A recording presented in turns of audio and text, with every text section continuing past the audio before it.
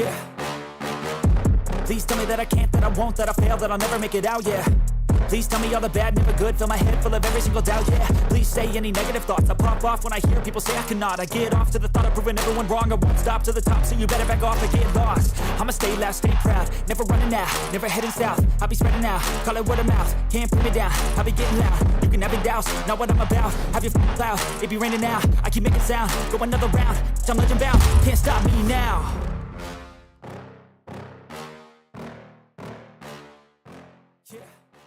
Good evening, BENXT faithful. Hello, PlayStation Nation, are you there? Hello, PlayStation Nation.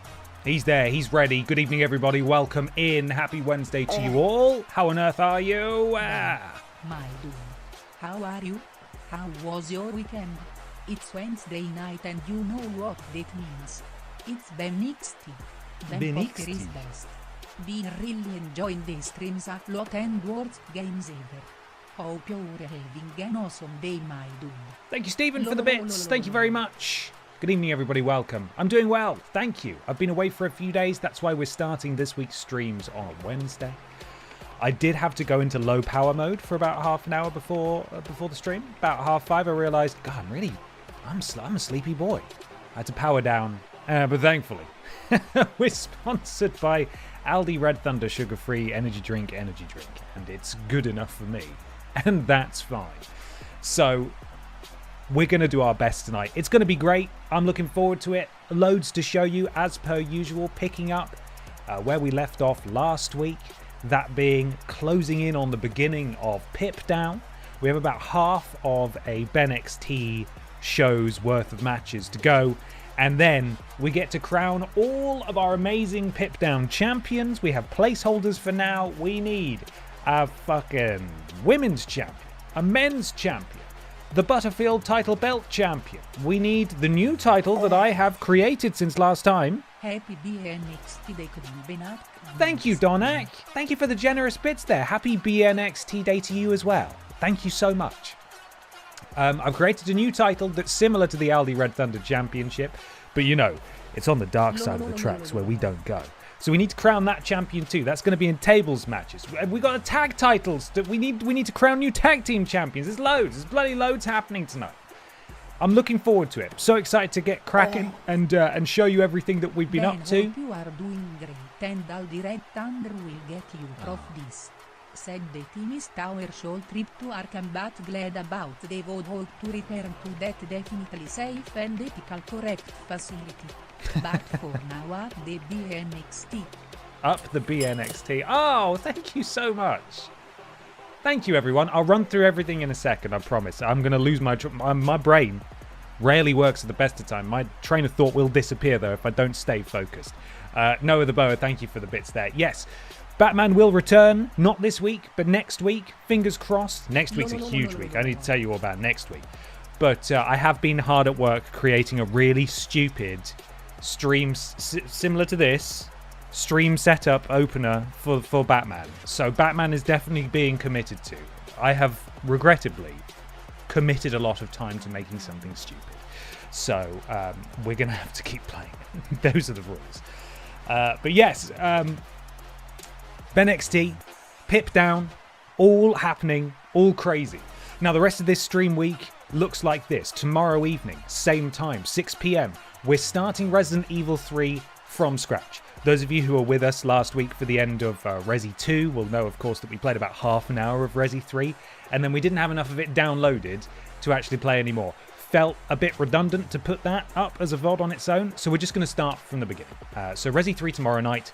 It's Pokémon, Nuzlocke, Friday morning, 11 a.m, and Saturday, I can't remember what time I've said actually, and it's only going to be for a couple of hours rather than 3, but we're playing Goosebumps Terror in Little Creek, I think. Oh, I keep wanting to call it Trouble in Terrorist Town, but that's not what it's called.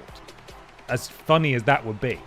It is Goosebumps Terror in Little Creek. Yeah, that's correct. So we're playing the new Goosebumps game, and that should be fun. So come along, check it out. Next week, things go back to normal. Poke Mondays. Resident Evil on a Tuesday. BENXT on a Wednesday. Batman on a Thursday. Friday, it's Borderlands 4 day. Borderlands 4 is out. Time TBD. My friend Ben is coming up. Hey everyone. Punta punta, it's Ben. The El Dude Brothers, thank you for the bits. Punta punta, it's the El Dude Brothers. Thank you so much. So next week, my friend Ben is coming up. We're going to do a great big Borderlands 4 stream. We'll see if the servers will let us do that. But that will probably be for a good portion of Friday. We're hopefully going to do a good long stream on Saturday as well. And as it currently stands, that will be for charity. And that's not going to change. It made it sound like, actually, you know what? Fuck charity. We're not going to... No, we're going to do it for charity. The charity has yet to be decided. So I will be streaming for 6 days next week. Crazy. But the core streams will still be in place. Nothing's being shelved or moved around. So it's gonna be a busy one. Do come along and hang out if you're free. Even if you're not. Do come and hang out. Also, a massive thank you. Here's something that we managed to do in August that I haven't really had an opportunity to talk about yet. Is that Twitch does this thing where I think it's called the Plus program. If you get 100 subscriptions within a month, or the calendar month, you get, well, you have to do it 3 months in a row, basically. And then you get a more favourable ad revenue split between you and Twitch, which is obviously very appealing. I've not actively been pursuing that, but August, we did it. I am flipping We did it out last for month. Borderlands 4. Punto, punto, punto, punto. Thank you, Stephen. I hope you enjoy it. I'm looking forward to Borderlands 4 as well. And thank you for the bits there. But yeah, thanks to your incredible support last month, we beat the Plus program for August. September and October, I don't want to put too much expectation on ourselves because quite frankly, just doing it 1 month was amazing. But it is also September, which means that you can buy subscriptions from Twitch for a reduced price. Not putting any pressure on it because your guys' support is unbelievable and amazing, and I appreciate all of you. You don't need to do anything more than you're already doing, and if that's just watching or watching the VOD, it's fantastic. That's all I ask for. But thank you very much to all of you for getting us through September month 1. Oh, for God's sake, GY Goliath! Number 27, thank you for the bits. Thank you very much. And GY Goliath has gifted 5 subs to the community, which is, we're off to a good start. Gift subs don't count towards it, do they not? I thought they did. Oh, anyway. Regardless, thank you so much. Yeah, it's just things are going great, and I appreciate all of you, and your support is really amazing. So thank you very much to you all, genuinely. I think I've waffled about everything I need to waffle about now. One more thing, I bought a new Wi-Fi thing, an Ethernet thing. So hopefully no more dropouts, or I'm gonna kick off. But I bought a brand new one. It's installed, it's working, everything seems to be steady. We'll see how today's stream goes, but fingers crossed, our internet outage woes are done as well. So anyway, let's go through and thank all the very generous people. Let's see what we've got here. There was actually a subscription we had over the weekend, actually a couple of days ago. Stormrunner1015, thank you for the subscribe. Welcome to the thickness, my friend. Welcome. Official Hannah bought a Sports Time Classic shirt. Love the stream span. Thank you very much, Official Hannah. I hope you enjoy your shirt. Just before the stream, Bartending Gamer subscribed. Welcome to the thickness, Bartending Gamer. Appreciate you. Adam Crute 96, thank you for the resub 4 months. Yes, I can finally make a BENXT stream again. Time to lose so many channel points. Yay! Slightly Fudge, thank you for the resub 3 months. Thank you. Tired Author Dan, thank you for buying a hat. Let's gamble on one half of the screen and right on the other, up the babs. Come on. I'm replaying ones that didn't get played because it happened off stream. Don't be alarmed. Churu, thank you for the resub 4 months. Ahoy hoy, 4 months of thick streams. Hope you're doing well, Ben. I am. Thank you. It's BENXT time. How could I not be? And GY Goliath, thank you for gifting 5 subs to Poisin, RC and 9, JPH, Devil's Eye 15, and Scott Were UK. Welcome all of you to the thickness. Thank you, GY Goliath, very much for your generosity.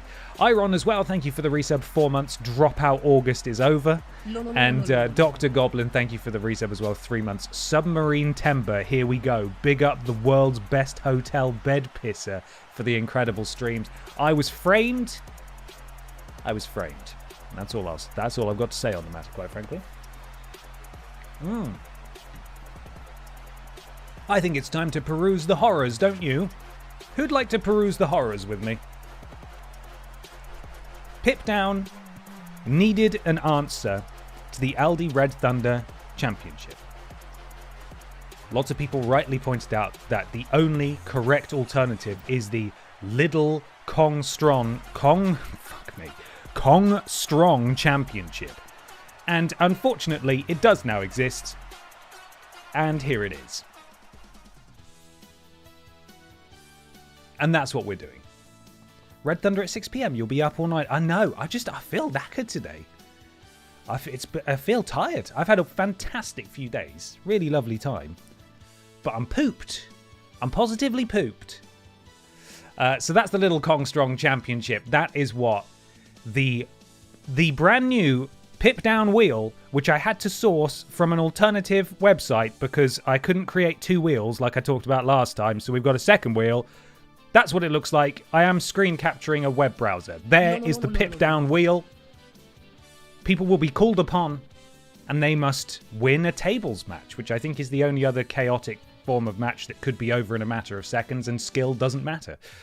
So that's what we're going to do. And we're going to do our first one today.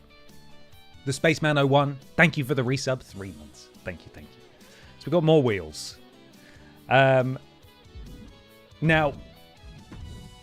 we move on to a rather difficult subject. In that, I can't keep up, my friends. The amazing, ingenious, creative community that have been producing wrestlers for BENXT and PIPDOWN. Just before I went away, I went on, and there were 7 new ones, which was alarming, flattering, but alarming, because I can't really keep up with them anymore. The music cannot be produced fast enough. And so, if you're working on a roster member, by all means finish it.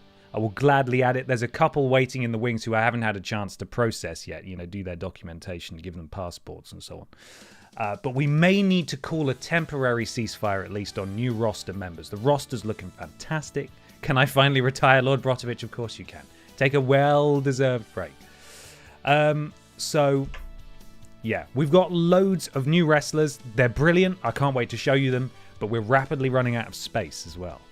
So we do need to bear that in mind too. So firstly, I would love to introduce you to a brand new stable. Now, it was pointed out to me on Twitter by Bad Joke Billy, who's created some fantastic wrestlers for us, that EE Tim needed some backup. And so I'm thrilled to introduce you to P-Volution. That is, of course, Dave Bautista, Randy Honking, Triple Flush, and Rim Flair. There they are. They all have incredible nicknames as well that are not in the game. So I'm going to have to quickly find them for you because they are excellent. Let me just track them down. Because he gave them all fantastic nicknames that, again, will not fit in the game, unfortunately. But they do exist, and I'm going to read you to them now. Read you to them? I'm going to read you them now. Let's have a look. So we've got The Drain, The Ceramic Assassin, Triple Flush, The Nature Calls Boy, Rim Flair, The Laviathan, Dave Bautista, and then, of course, The Wiper, The Andrex Predator, Randy Honking. So this is them. Big boys, of course. EE Tim. I actually had to split them up between the two rosters. You can see the show affiliation is BENXT and PIPDOWN. And that is because I've put them in the tag divisions on the respective brands. So, Randy Honking and Dave Bautista are in a tag team together. And Triple Flush and Rim Flair are in a tag team together as well. EE Tim is of course in the world title picture on one of the shows. I haven't got my spreadsheet open. I think it's BENXT. So hopefully P-Volution will, be a pretty dominant force in the division. Dave's little belly button tattoo, incredible. He's got, not to spoil it, he's got a big one on his back as well, which is really good. This is solving the more women and no more tag team issue. Isn't it just? But it's so good, I couldn't not. I absolutely couldn't not do it. But I should show you who else we've got joining. It's going to take me a second to work out who is new. Admin, of course, who currently is... There he is. There's Admin. He's in. He's joined the roster. You know what? I might actually need to open my spreadsheet so I know who's new. Because we love a bit of admin here. So Admin is joined. And what else we got? Of course. How could I forget? It's Blocky Leon Kennedy. Leon S. Kennedy, he's perseverant. And he is on the roster currently. In addition to that, we have... Oh. Whoa! WhatCulture, so sorry if I'm interrupting. Long time no donate so Eva 20. Oh, Love thank these you. Streams. I find your voice comforting and the resos goofy. Big The love resos are from definitely your goofy. Babs cosplayer. Avogadro Toast, thank you so much for the donation. That's really kind of you. And of course, yeah, Avogadro Toast did cosplay Barbara Piss. As far as I'm aware, maybe the only person to cosplay Barbara Piss so far. Used to sit pride of place on the front of my streams at TripleJump in the photo frames. Thank you so much. I hope you're doing well. BTJ as well, thank you so much for the bit. Ben, I know you said you needed some more women for PIPDOWN, and I thought of a couple of Piss family members. A Piss, it's just Barb in Abyss's gear. And she could be Biker Barb's long-lost sister. And the other being Pissy Ito, which is Barb in Maki Ito's gear, and she could be Alexa Piss's mother. The convoluted Piss family gets better and better. That's great. Thank you very much, BTJ. I appreciate those suggestions. The Spaceman 01, thank you for the resub. 3 months, thank you. There is actually a new Piss family member. And that, of course, is Piss Stratus. Ta-da! It's Piss Stratus. So, I don't know how she's related to the Piss family. It's weird because the Piss part is the first name. Don't question it, okay? That's Piss Stratus, and she's on the roster now. So that's good, right? This is a victory. We like this. This is good. This is good news. This is good news. Additionally, I showed you Pippa Funnel, didn't I? Pippa Funnel, the equestrian. This might be new as well, actually. I may not have shown you this. This is, of course, Pippa Funnel. Equestrian legend. And then the final couple that we've got are... They're both T... There's T-Virus. T-Virus is here. And also... She was also called T-Witch. There she is. But seeing as we had T-Virus, I was like, I should give her a first name, Tina. But we've already got a Tina. So I might need to go back to the drawing board on the names there. But these are great. Massive thank you to the community for creating these. They're wonderful. Those are the new roster members. So I hope... are we all caught up? Are we?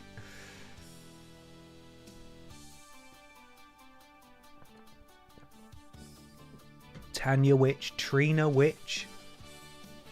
We're going to need a third show. Exactly. This is my concern as well. We've just split the brands. And it's raining new roster members. Which, again, fantastic. Love it. But also, we might need to slow it down just a tad. Twitch is... Yeah, Twitch could work too. They're all plugged into the system now, either way. They're all in their respective divisions, on their respective shows. They've got their entrances sorted. Everything's ready to go for those guys. And yes, I saw that Lord Brotovich did create a couple of new wrestlers who look fantastic. Haven't had time to sort them for today. Because I only got home at like 4. So I haven't had much time. And I did have a nap, as I say. So I'm sleepy boy today. But next week, we'll be there. Change T-Virus to G-Virus, and then T-Witch can live. That's a good idea, yeah. Worried about 2 Tinas when you've now got 2 bloody Pippas. Now we need the Ali G virus. I know, I thought, has someone made Ali G? And could we turn him into a virus? Either way, this is homework for later. I'll sort this in a bit. We desperately need to actually play this game now. So that's what we're going to attempt to do. I believe, again, citation needed here, I believe we're all caught up. Question mark, we're all caught up. So this is what it looks like currently in terms of where we are. We're halfway through this episode of BENXT. PIPDOWN. We're going to, any match that it gives us, we're going to wipe the slate clean. And we're just going to... All of the championships will be defended for the first time. But yes, we do need to get through this first. I say get through. What a delight. It appears that Ashley Olsen of the Olsen twins do not look into her eyes. Whatever you do, is kicking off a potentially budding rivalry with Pal Musek, who, lest we forget, is one half of the BENXT Tag Team Champions. They finally dethroned the Mod Squad at Survivor Series. So this match will presumably be part of that rivalry. Let's skip through. Don't want spoilers. Don't want spoilers. There we are. This is our first match. Predictions will be with you momentarily. Hello, Lady Samurai. How you doing? I know it's Shana. I recognize the handle. How you doing, Shana? Good to have you here. Okay. I had to replay the silly My Rise mode to unlock the outfit for one of my creations. Oh no, you had to do additional work on top of your work. I'm sorry to hear that, LB, but I'm looking forward to seeing the result. I'm very much looking forward to seeing the result. Okay, predictions coming your way in just a moment. Ashley Olsen takes on Pal Musek in one-on-one action, continuing their tag team rivalry. Let me locate my music. There it is. There's the prediction. Massive thank you to not the Mod Squad, who are legally distinct, different people, but my wonderful mods in the chat there. Trailing Badger, Mr. Black, Lord Brotovich. They're great. Not the Mod Squad in BENXT, though. Those guys fucking suck, man. They suck. But the real ones in the chat, they're great. I like those guys. Okay, let me get my music up. Where are we? Ashley? Oh, it'll be the Olsen twins, won't it? That's how God, I always forget what I name these files, and then I can never find them. Okay, let's go. Let's go. Are we going to get actual entrances? It looks like it. Oh, yeah, I like her a lot. I don't know what her solo entrance is, actually. This could be a bit upsetting. I mean, it was always going to be a bit upsetting. Oh, yeah, it doesn't get much worse than that, does it? Legitimately doesn't get much worse than that. Why is the WWE Universe disrespecting a talent who is unwavering in their allegiances? Well, it's lovely to hear from you, Sean. I'm glad you're doing well. Shut up, Corey. I want to see an anthropomorphized Pokémon come out. Where is he? Things are about to get good. One half of the BENXT Tag Team Champions coming out with his belt on. Hey, he's yellow. There's weird stuff happening with his sleeves. One half of the NXT Tag Team Champions. 56% of channel points backing Pal Musek here, the tag champion. Lovely belt. We will, of course, be crowning brand new tag team champions tonight over on PIPDOWN. I'm so excited for PIPDOWN to start. I really am. Been thinking about it all week. Because I knew I was going away for a few days. I was working on Saturday for a few hours. And I was literally 3 hours of my time was adjusting stats on pretend wrestlers. It's so weird, man. So what am I doing? There's nothing I would rather... To be clear, there's nothing I would rather be doing than this. I think she's Mikey's sleep paralysis demon because, my God, she truly is a nightmare. I love her. I think she's fantastic. She is, of course, just in case any of you need more context, she is PS1 Ashley Olsen. So that is a skin captured from a PlayStation 1 game featuring her, which is why she looks like that. That's why she looks like it. Huge dropkick straight to the mush of Ashley Olsen. Whoa! Lest we forget, actually. No, it wasn't the Olsen twins, was it? I was going to say it was the Olsen twins who handed the Dark Picture Pals, who have been absolutely dominant in BENXT so far, their first loss. I think it might have been BB and Tina. But it was via countout, which is shit. You shouldn't be winning matches via countout. That's boring. Beautiful vertical suplex from Ashley Olsen. However, the Olsen twins have been on something of a roll, I believe. They won their... No, they didn't win their rivalry against the Detroit Experience, did they? That was kind of That was quite difficult to watch. They were just sort of beaten up by an android and a grown man. Regardless, they're at the top of the tag division in terms of being #1 contenders, seemingly, which is why they're feuding here. Rivalry with Los Pokémonos, the team of Pau Musek and Wetboy, the current BENXT tag team champions. Beautiful springboard. Oh my god! That was hideous. How did she even do that? The forearm across the face. A painful cover. Disrespectful to the incumbent champion. One half of, I should say. Oh god, what's she doing? Oh, beautiful. Swinging neckbreaker, that's what I was going to say. And now the loser pose as well. Properly mocking the champion. They're about the same height. So I don't really know who has an advantage. Oh my god. Oh, jeez. You know what? Ashley Olsen's actually kicking this Pokemon's ass. Springboard, double stomp. And it's all Olsen. She doesn't need her twin. Runs all the way around and then, oh, that rolling neck snap as well. It was indeed Degeneration Hex that gave Dark Picture Pals their first loss. The Olsens and Team Lickit are 1-1 in tag competitions. Oh, God. Into the Twist of Fate, or Twisted Grin, as I called it the other week, and someone said, no, it's Twisted Fate, Twist of Fate. But hey, I like Ethan Page, I can call it that. It's also technically correct. Also, the Twist of Slate, if you like Leon Slater from TNA, which I do. Oh, Pau Musek rallying now. He's got his finisher. This could be enough if he can hit it. Oh, he's done it. That is beautiful. And that is his finisher. I'd argue that the leg is under the ropes there. Referee's getting a good look at it, but he's not doing anything about it. Oh, and a kick out at 2.99.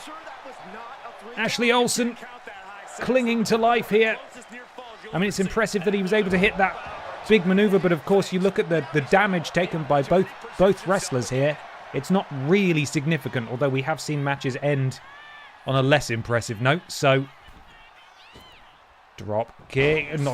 springboard, head scissors takedown from Pau Musek, who looking to cue something else up here. Runs. Oh, he's very far away from her. Can he hit this? He's calling for it. Ashley Olsen stumbles to her feet. Pau Musek. Oh my god, that was a little bit extra for an arm drag. Not particularly devastating move, but there we are. That'll do it. Just punch him in the face. Pau Musek raining down the tiny little paws there, and now having a bit of trouble navigating the ring. And a swift knee strike to the crook of the elbow. Oh, and a standing shooting star press, countered by Ashley Olsen, who got her knees up. And what's she looking to do here? Sends him into the ropes, ducks down. Pau Musek keeps going. Beautiful, whatever the fuck that was, by Ashley Olsen. Repeated strikes from the scarier looking Olsen twin. Which is the scarier looking Olsen twin? Great question. I don't actually know. Ashley Olsen. You know what? These two are very evenly matched and they have very similar styles. Ashley Olsen now has her finisher. I don't know if this is it. Oh my god, it wasn't, but that was mental. I think Ashley Olsen might be closing in on a victory here over one half of the tag team champions. Oh, beautiful. Just a forwards roll, taking him out. Could that be it? No. But she has two finishers stored. She doesn't seem to be... Oh my god, her eyes went really scary there. She's beckoning. Pau Musek is stumbling to his feet. Could this be the end? The Olsen twin looking to do the unpretty her. She absolutely nails it. Makes the correct decision to roll him away from the ropes. And I think an Olsen twin just defeated one of the tag team champions. Don't look at her eyes. Do not look at her eyes. Oh no, is she not done? Oh no! Absolute villainy from Ashley Olsen. The match is over. Attacking Pau Musek after the bell. That is not on. Let's play her music again as she walks out. Great match. Good match, I would say. Good match. Shit, says the chat. Shit. Hello, G-Man. How are you? Lovely to have you here. Well, I would say that's an upset, but quite frankly, I think she did pretty well there. And I simply do not know what the future holds for the title reign of Los Pokémonos. They've only just won it And staying power seems to be a bit of a curse in the tag division. The Mod Squad held onto it for a good long time because they're nasty, horrible, cheating bastards. But everybody else seems to lose it after one defense, so... God. We'll see if they can cling on when that match finally happens. Sorry, Mod Squad. Now, we get to see some friends in action. In particular, Nathan Cake, who we haven't really seen since the very beginning of these BENXT streams. This is, again, as I said last week, the beauty of the brand split. We get more airtime for some of the perhaps undervalued members of the roster. Funky Barbara Piss, lest we forget, has already been in action tonight. She managed to retain and, I believe, if I remember rightly from last week, break the record for Aldi Red Thunder Championship reign duration. That's it. I stuck the landing. Holding it now for maybe, what is it, a record 4 weeks now? I believe 3 weeks was the record previously. So she is the current incumbent Aldi Red Thunder champion. Of course, that is not on the line in this match. This is just a triple threat.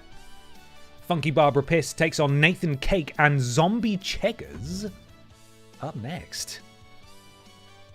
Thrilled to see Nathan Cake again. It's been a while.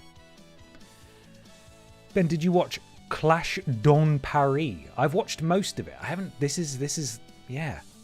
A symptom of being away. I'm not really caught up on anything. I haven't watched the main event yet, but I watched most of it. So, okay, get your predictions in. If you're watching the VOD, predictions will not be showing up because there are 3 or more, results. And my stupid plugin doesn't support that. So, there we are. Get your salutes up, everybody, because she's coming. Oh, Pip is coming too. Yeah? Hello. Hi. What's up? Making her way to the ring from Newcastle upon Tyne, England, the All-Star Ring Total Champion, Funky Barbara Pierce. The WWE Universe has been counting the days, hours, and minutes. I tell you what, this one was very excited that we were home. We had people checking it on their own feet, of course. But when we got home, I could hear her through the door, screaming, "You're back! You're back! You're back!" Big Barbie Piss, current Aldi Red Thunder champion. Looking to just flex her muscles tonight, potentially. The WWE Universe just exploded. Hi, Pippa. Where is he? Show me the cake. Whoa!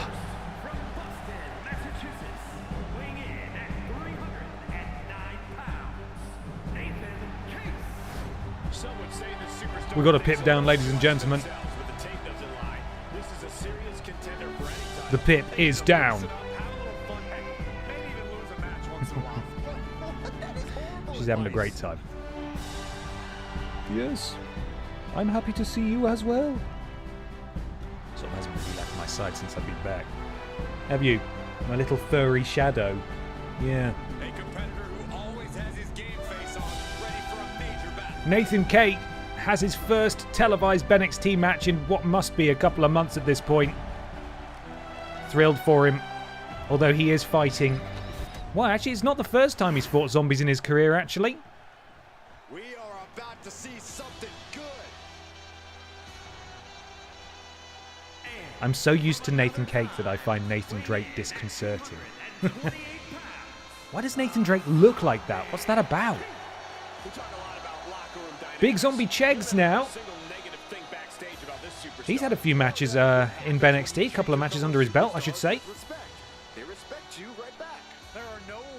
But arguably Barbara Piss, the most... Ow! Claws! A complete lack of ring rust on Big Barbie Piss there. Funky Barbara Piss. She was in action just earlier tonight. Wasn't she, Pippa? Yes, she was. That's right. Oh, your fur's going everywhere. Blech. And, sorry, Trolling Badger was asking what I thought about the Street Profits entrance. It was a bit embarrassing, wasn't it? I hate when they do the branded ones. For context, the tag team of Angelo Dawkins and Montez Ford came out to a WWE show on Sunday dressed as psychos from Borderlands, and I hated it. I hated it. I like Borderlands. Didn't like that, though. Didn't like it. I felt sort of secondhand embarrassment for them. Didn't enjoy it. Straight into the cover. Look at this. Nathan Cake, sort of a delayed reaction from Zombie Cheggers, but his brain, is it all there? I don't know. He is dead. Grabs a hold. What's he doing now? Viking Raiders at Mania, though. Oh, yeah, that one was really good, wasn't it? Woof. No good. Big Barbie Piss, the tallest in this match. Now, of course, this is still on what difficulty are we on? The one below Legendary. This match could go on for 6 hours. We have to bear that in mind as well. Zombie Cheggers. Oh, what's he doing? Squeezing the cranium. Oh my God! The otherworldly strength and power of Zombie Cheggers. Big right hand to the bread basket of Nathan Cake, and then an elbow, and then a clothesline. Drops the treasure hunter. And Barbara has introduced a sledgehammer, seemingly legal. Whoa, look at Nathan Cake fly. Oh my God, I heard that thunk from here. Unbelievable. And suddenly it's only Barbara who's standing tall. Oh, Zombie Cheggers able to get back to his feet. Break up that pin. Cheggers throws the Aldi Red Thunder champion over the top rope. If this was an Aldi Red Thunder Championship Battle Royal, of course, Funky Barbara Piss would have lost her title there. I don't know why she's posing and kissing her biceps on the outside. Not ideal. And referee giving us a great view again of the action as he stands fully in front of the camera there. Cheggers. Oh my God. What's he doing? Oh, a Samoan spike from Zombie Cheggers, which I believe is probably some kind of cultural appropriation, but I'm not going to tell him. He'll try and eat me. So, you know what? He can have it. Someone else can fight that battle for me. Hello, Cliff Seagull. How you doing? Funky Barbara Piss hoists the zombie above her head, marches around the ring, and drops him face first. Pippa's had enough. Bye, Pippa. Face first onto that sledgehammer. As Nathan Cake introduces a kendo stick, and Funky Barbara Piss just punched him right in the face. He inherited the Samoan spike as part of doing Naked Jungle, I think. Okay, well, you know what? That tracks. That tracks. So what are we looking at here? Let's take stock of damage. Zombie Cheggers tied with Funky Barbara Piss is the least damaged, but both... Oh, Zombie Cheggers actually is the only one, I was going to say, who has his signature move. Appears he, as they often do, sacrificed some of that blue bar to stand up a bit earlier. It hasn't worked for him as Barbara slips out the back door. Massive spine buster. Nathan Cake there, showing some power of his own now. Parades around with the champion on his shoulders. Barbara slips out. Takes him down at the knee. Remember, this is a very different Funky Barbara Piss than we're used to seeing. What Zombie Cheggers doing? Nothing on the outside. A very different Funky Barbara Piss than we're used to seeing in BENXT. She's had something of a sort of awakening in the past few weeks. Whether it was witnessing the rest of the Piss family be successful at War Games, or perhaps something else. Maybe her contract was coming up and she hadn't won anything in ages, but she's been rather dominant since we've seen her victorious in that Battle Royal, winning the Aldi Red Thunder Championship just a few weeks ago. Goes to the top rope. Oh, the Sparkle Splash. Oh, absolute disaster for the champion. Nathan Cake out of the way. Oh, and Zombie Cheggers, his rotten knees failed him, and he just sort of collapsed. Oh, and the Superman punch from Nathan Cake, who then just gets absolutely wiped out. And it appears Barbara's going to try and steal this one. Oh, not quite. Very savvy there from Funky Barbara Piss. Nathan Cake hit his signature, the Superman punch, on Zombie Cheggers. Barbara able to interrupt and try to steal that win. And now there's a brief break as Barbara introduces a baseball bat, and I believe, oh, that's the finisher of Nathan Cake. I don't know where Barbara's gone. There she is. Unfortunately, that's not going to stop. That's not going to finish this match, sorry, as the two dance briefly. And now Nathan Cake Beautiful. T-bone suplex, I want to call that. Oh, and a springboard Superman punch. Nathan Cake is absolutely putting on a clinic here. In the deep water of this triple threat match, of course, nothing on the line. But a good performance will go a long way on the new BENXT. With a smaller roster, every performance counts. You want to move up those rankings. Barbara taking way too much time posing on the outside, and Zombie Cheggers made her pay. Zombie Cheggers with a finisher stored. No one else even close. But as proven by Barbara's tactics earlier, if Zombie Cheggers hits that finisher on someone and the other person throws Zombie Cheggers out, they could just steal it. Steal the victory. At this stage, things just get more and more dangerous. Fatigue starts setting in, and you don't know exactly have all your wits about you. It could I really thought Barbara was going to throw herself over the top rope there, but she didn't. She slowed down and she climbed out that ring so safely. What's Barbara doing? Oh, God. Massive punch to the stomach of Nathan Cake. And Funky Barbara Piss is standing tall here. Aldi Red Thunder champion for a reason. As Nathan Cake sent sprawling on the outside. Zombie Cheggers makes his way in. It's Cheggers, it's Piss. And what is Piss looking to do here? She's got to be careful. Zombie Cheggers very dangerous as he does have a finisher stored. Nearly just dropped him on his head. Funky Barbara Piss looking to go for a finisher here, maybe. Bad timing as Nathan Cake walks into the ring. I believe that was an assisted Piss-Worm stunner as Nathan Cake cracked Zombie Cheggers in the back with a kendo stick. And then just woman-handling Barbara Piss, and Nathan Cake hopefully trying to press the advantage here. Beautiful rolling senton over the top there. Not senton. Always forget what that move is called. Barbara there, able to break it up. No one able to press the advantage there as Zombie Cheggers took an absolute battering. And look at the power there. The Alabama slam from Barbara Pierce. Oh! Just locking the arms of Zombie Cheggers to its side, to his side. I forgot what he was briefly. Oh no! Nathan Cake clocked with a chair as he was posing. A lot of posing being done in this match, perhaps not at the right time.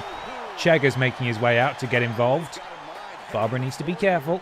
All of them need to be careful. Cheggers has put down the sledgehammer. He's thought better of it. Don't really know what that was, but Barbara's down on the outside. Barbara now going to work on. She can't stab too hard. I think Zombie Cheggers' arm will come off. Nathan Cake stood alone in the ring. What can he do? Just pacing, waiting. He picks up the kendo stick he brought in quite a while ago. Oh, he just throws it. He just fucking threw it at Barbara Pierce and then had the tenacity to taunt her. And Barbara said, well, I'm going to take advantage of that. I'm just going to punch you in the face. Throws him into the barricade. And Barbara's standing tall again, still posing, still flexing. And this could go, genuinely, this could go either way at this point. Because Nathan Cake has a signature. Funky Barbara has a signature and a finisher. Zombie Cheggers has a finisher. Whoever hits one of those first, if someone is out of the ring for whatever reason, that other person is going to win. Barbara just dropped by that knee strike from Nathan Cake.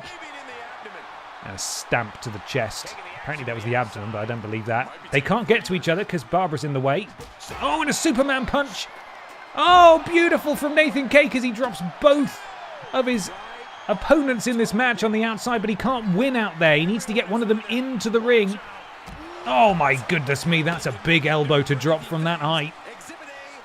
And what's he looking to do now? Turns his attention back to Zombie Cheggers, which is probably the correct move. Cheggers is the most damaged person in this match, but he needs to get someone in the ring. That is the only place this match can finish, as he throws Cheggers into Barbara. Don't know if that was intentional or not. Oh, and Cheggers manages to slip out, and any advantage Nathan Cake had is gone, as the undead Green Man and the pink and blue giant renew hostilities, but Barbara's been dropped, and now it's Zombie Cheggers who stands tall. What is gonna... They need to get this action back in the ring pretty desperately. I think Barbara's gonna follow him in now, finally. And Zombie Cheggers is in the middle of a taunt. That's terrible timing. Barbara's got a finisher. Drops him. Nathan Cake getting back to his feet on the outside. Does she have enough time to hit it? Let's find out. What's she looking to go for here? I don't really know. Just a power slam. Oh, and Nathan Cake using that sledgehammer directly into the cover. Is Nathan Cake going to pin the Aldi Red Thunder champion here? Kick out at 1. A kick out at 1. Unbelievable. 1. What is it going to take for this match to finish? Well, quite frankly, if Nathan Cake hits a finisher here, or Zombie Cheggers hits a finisher on Nathan Cake, Barbara retrieves a kendo stick, snaps it over the chest of Nathan Cake, picks him up.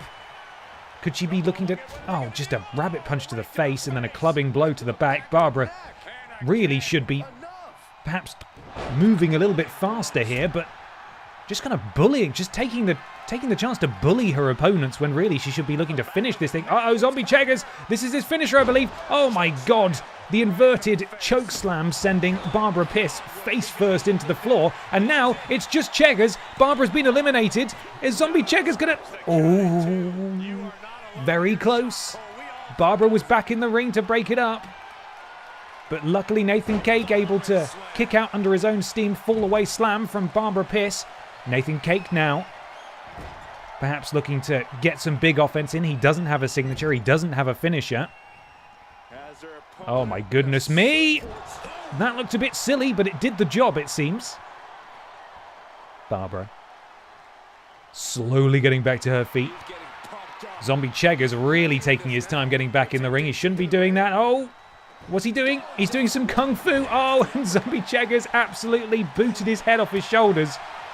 Sorry, Nathan Cake did to Zombie Cheggers as soon as... Nathan Cake cannot catch a break in this. Every time he hits something big. Oh, and this could be it. This really could be it. 1, 2... Oh, Nathan Cake kicks out at 2.99.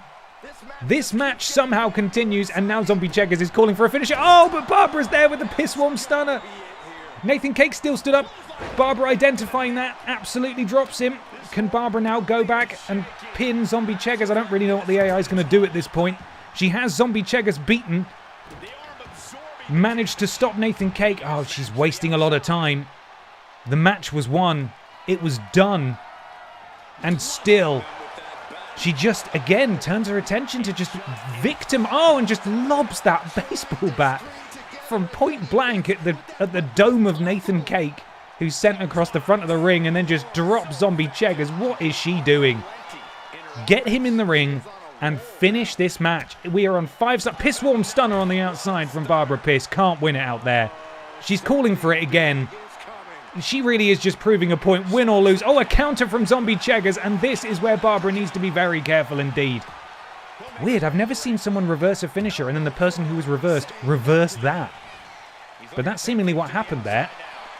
Oh my God, what is going on? These three will fight forever. Oh, Zombie Cheggers tossed. And now, perhaps some mutual respect as these two make their way back into the ring to face each other. Nathan Cake planting. Oh, Barbara Piss hits her with that sledgehammer. Decides that's enough. Goes into the cover. Is Nathan Cake going to get the biggest win of his entire career? Barbara able to kick out at 2.9. We're still going somehow. Nathan Cake. Pump handle. Uranagi into the cover. Barbara pisses out. Nathan Cake could win this thing. He's done it.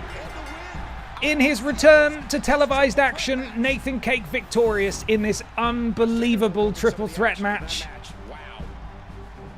All three of these participants had this won so many times. Barbara Piss arguably could be criticised the most here, just looking to inflict damage rather than secure the win. But an impressive encounter nonetheless. Nathan Cake, congratulations as he moves up the rankings. He took his moment. This is often how it goes in these triple threat matches. Barbara was down, and then he struck while Zombie Cheggers' back was turned. And the Cake reigns supreme here.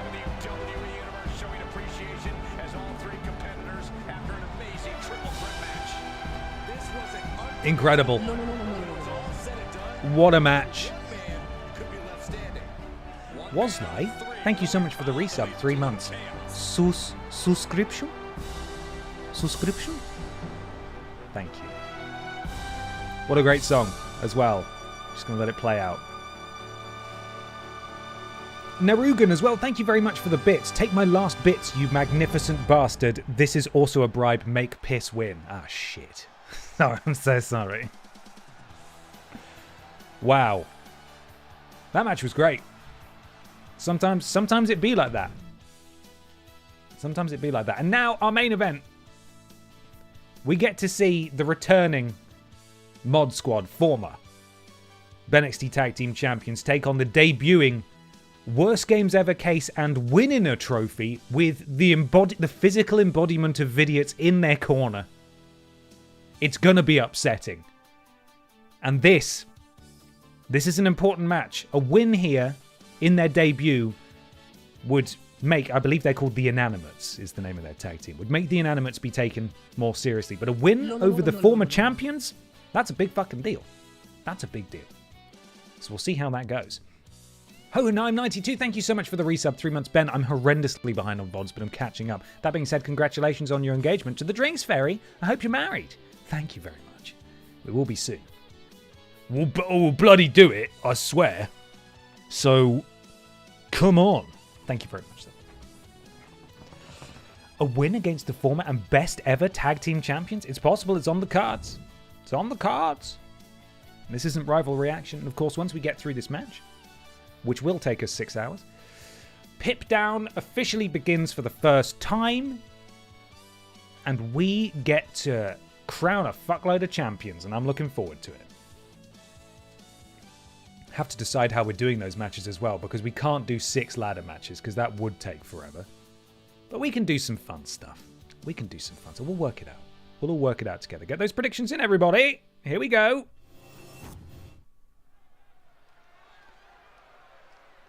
Ooh, Chavo! We handing out bits. Here's some more than.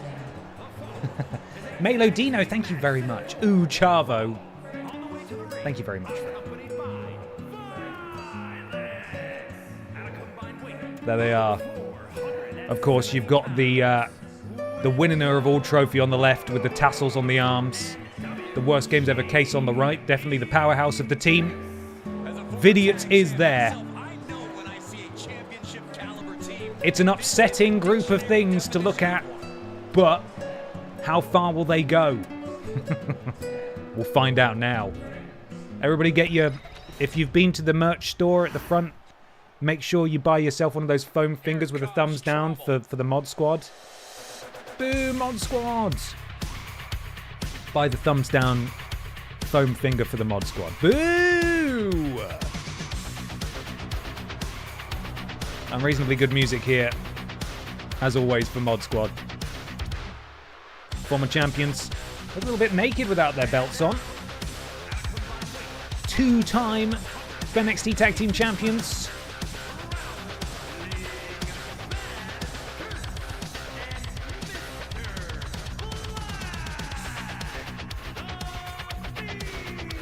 The Inanimates getting a lot of love in the predictions. 15 seconds left. Who is walking out of here with the victory in the main event of BENXT? Let's bloody find out. Still arguing with the merch department for printing our thumbs up, hands upside down. That was it. It was a mistake for sure. Definitely a mistake. And here we go, Trailing Badger starting things off against the Worst Games Ever case. Big drop kick. Now I understand that the Inanimates have had a fair amount of experience on the indies. But if you're talking about television time, BENXT experience, championship experience, wrestling as a tag team under the bright lights of television experience, then Mod Squad are definitely the odds-on favourites. But one thing you have to bear in mind is that Mr. Black does not know how to break up a pin. And that is something that could very easily play into things here. We've seen Trailing Badger in trouble before, Mr. Black coming in to break up the pin, and unfortunately he doesn't kick very well. I don't know if he just can't get his leg up very high or what that's about, but he does have a difficult time breaking up pins, and you know, we have to watch out for that. Impressive there from the winning a trophy. Of course, you don't want all that metal crashing down on you. Beautiful basement dropkick. It looks like he hurt himself actually there. That's weird. Yeah, weird. Did he injure himself? I think he might have injured himself. Did you guys see a little... Was there a little icon there? Oh, God, I've pressed the wrong button. Hang on. Stop. Stop. What have I done? No, I don't want to. What's happening? No. What do I do? Just go back to where you were. Oh, for crying out loud. Help. I've opened replays. He's old. Take the controller away from him. How do I do it? I swear I used to have the muscle memory to do this. What do I press? Who's that? Oh, we're in the crowd now. Hang on. I don't want the free camera. No, stop. Oh, God. What do I do? Well, I might just have to position the camera manually. Sure. Okay, this is where we're watching this from, and hopefully it fixes itself next time. Yeah, I believe the win in a trophy, if you look in the bottom left, that's a bit of HUD I've never seen before. That little shield, I think when he did that drop kick, he genuinely might have injured himself. And that's why Traveling Badger or Mr. Black, whoever it was able to get up first. That's very, very bizarre. And it's cool because it'd be nice to have more real-time like injuries and stuff happen, because this mode of WWE 2K25, it does support things like that. Wrestlers getting injured and so on. But the problem is that the injuries that people have had are really minor, and they... Oh, well, that's villainous, isn't it? You can't be doing that. They're really minor, and then they're fine the next week, so the injuries don't really count for anything. But we'll see how this plays out. Oh, just a headbutt from Mr. Black there. I believe that was his signature, and the Worst Games Ever trophy is going to have to come in. Case, sorry. And Mr. Black has his finisher. This is a strange time to tag Traveling Badger back in. He could have finished that. Of course, the Worst Games Ever case is not allowed. Back into the ring. Completely whiffs. Winning a trophy, not having the best time of it here in his debut. Its debut. Here's a tag. And what's going on now? This could be a tag team finisher. I don't think it is, actually, because Traveling Badger doesn't have a finisher. Mod Squad, though, putting on an impressive performance, I should say, so far. The Farwell, thank you for gifting a sub to Lornaith. Welcome, Lornaith, to the thickness. Thank you so much, The Farwell. Very kind of you. Oh, my goodness me. Turned inside out, and Worst Games Ever Case is just going to have to watch this. And unfortunately, for this debuting team, it just didn't go well for them at all, did it? Absolutely demolished, torn apart. I thought that match would go on for a little while. But the Mod Squad, they have the experience, and unfortunately for the winning a trophy, I believe after potentially an injury we might be able to see here that was sustained, they just kept messing it up. And Mod Squad absolutely made them pay. And unfortunately for everyone here, that does mean that the Mod Squad are victorious in the main event of BENXT. Hey, the trophy was doing its best, all right? You just call it nerves, call it jitters, opening night jitters, okay? Well, there we are. It's an average match, but with that win, they will re-secure themselves as proper contenders in the BENXT Tag Team title picture. And what, of course, this means is that we now finally move on to PIPDOWN. We press next show, and it's going to happen. Here we go. The branding's going to change. Wow. I mean, of course, we're not going to play this card because we need to crown a fuckload of new champions. But just for argument's sake, what were we going to see tonight? Leon versus Danny. Bloody hell. It's a 6-superstar triple threat tornado tag. Dave Bautista and Randy Honking. Ben and Peter and Daronk and Judas. Beautiful. Piss Stratus takes on Lord Brotovich. The Thickness and the Thickness take on Team Best Friends. And in the main event, Commander Piss and the T-Virus. Wow. Anyway, unfortunately, as I said, we're not going to do any of these because we need to crown champions. And that's what we're going to do. So he finally had a match. I know, and he's being taken away from him. Lord Brotovich, I'm so sorry. But we will be spinning the wheel. In fact, in order for the where is it? In order for the Little Kong Strong Championship to be defended, we do actually need to randomly assign a champion. Now, of course, as I said before, all of the PIPDOWN champions currently, that being the men's champion, the women's champion, the Butterfield title championship title belt champion, and The tag team champions, oh, it's still got Test in it. I need to get rid of that. And the little Kong Strong champion. These are all placeholder. We need a person assigned to them to make them be part of the show, basically. So do not consider these guys as champion. Do not. Okay? You mustn't. But what we do need to do is assign randomly a paper champion for this. And I can think of nothing better than the wheel. The new PIPDOWN wheel. To decide who is going to be the champ. Just going into the first show. I'd keep the triple threat tag for the belts. That could be good, actually. Maybe we'll do that. Well, because those teams are good teams. Stick it on. They're not paper champions. They're pay per champions. This guy gets it. Where are we? Wheel. There it is. Let's spin it. Who is the default champion? The only names in here are roster members from PIPDOWN. Let's go. Default champion, Commander Piss. That means she will be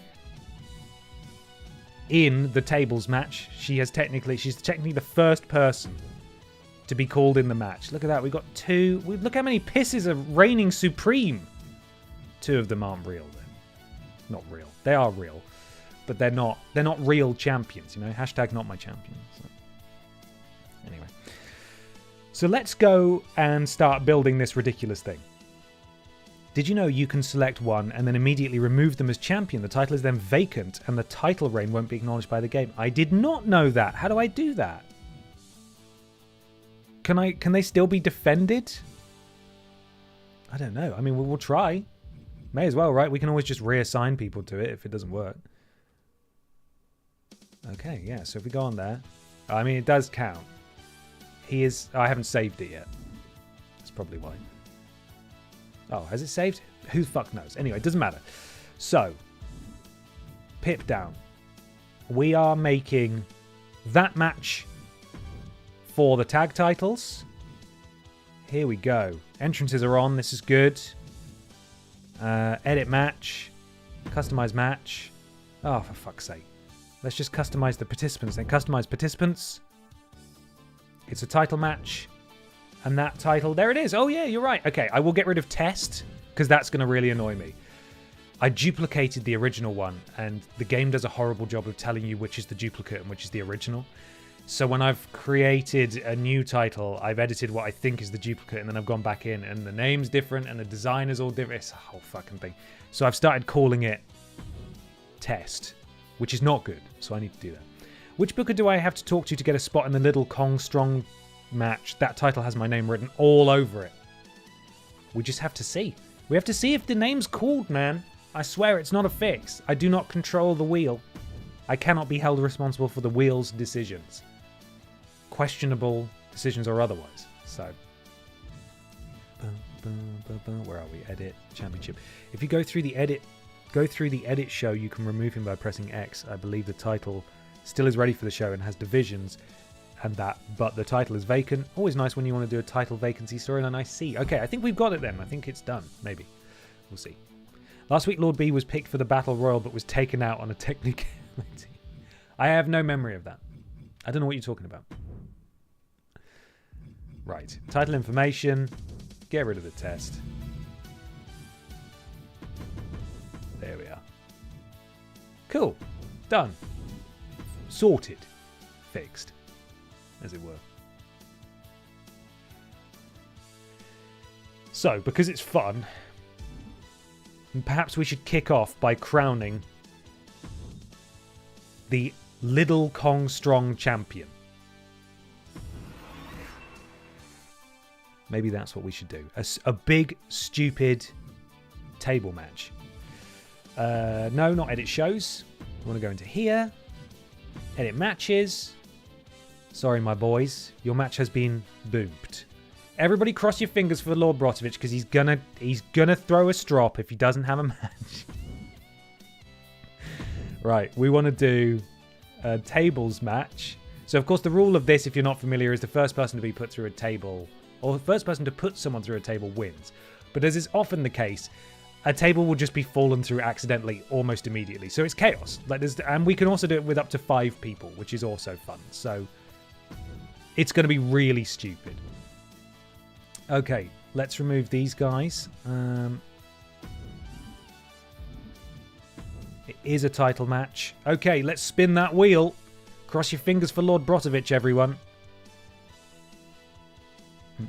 We could end up maybe with some double champions tonight because we're also going to be having multi-person matches for the world titles as well in their respective divisions. Let's see. Where is it? I've lost it now. Wheel. There it is.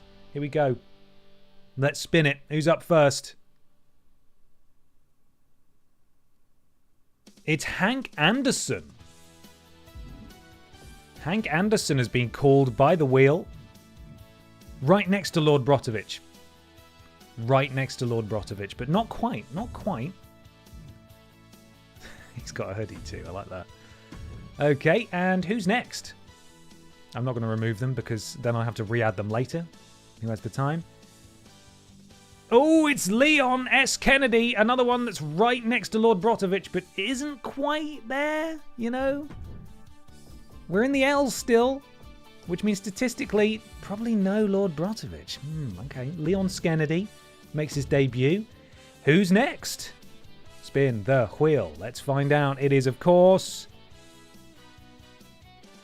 Bonklin, who is not a wrestler, but a manager. Bonklin has 4 losses, and he's in. Hey, it could be now, Lord Brotovich. Here we go. Could be right now. Sadly, though, it's the Chevrolet Matiz. It's a car. A car has been picked. There we are. The car is in. And we'll spin again. This is for the final entrant. It's Brian Michael Bendis. Interesting. Brian Michael Bendis is in the world title picture as well. So there we are. That is what it looks like. Oh, yeah. Sexy. That is what our...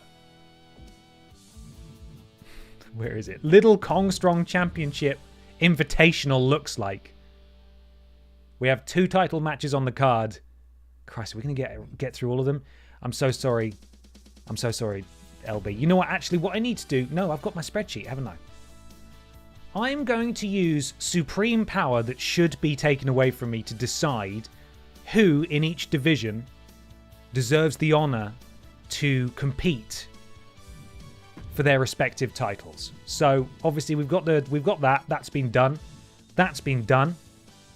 I can't do the wheel because it includes loads of people from different divisions, which doesn't work. So we've got to stick to the divisions we have. Otherwise, it's chaos. So sorry.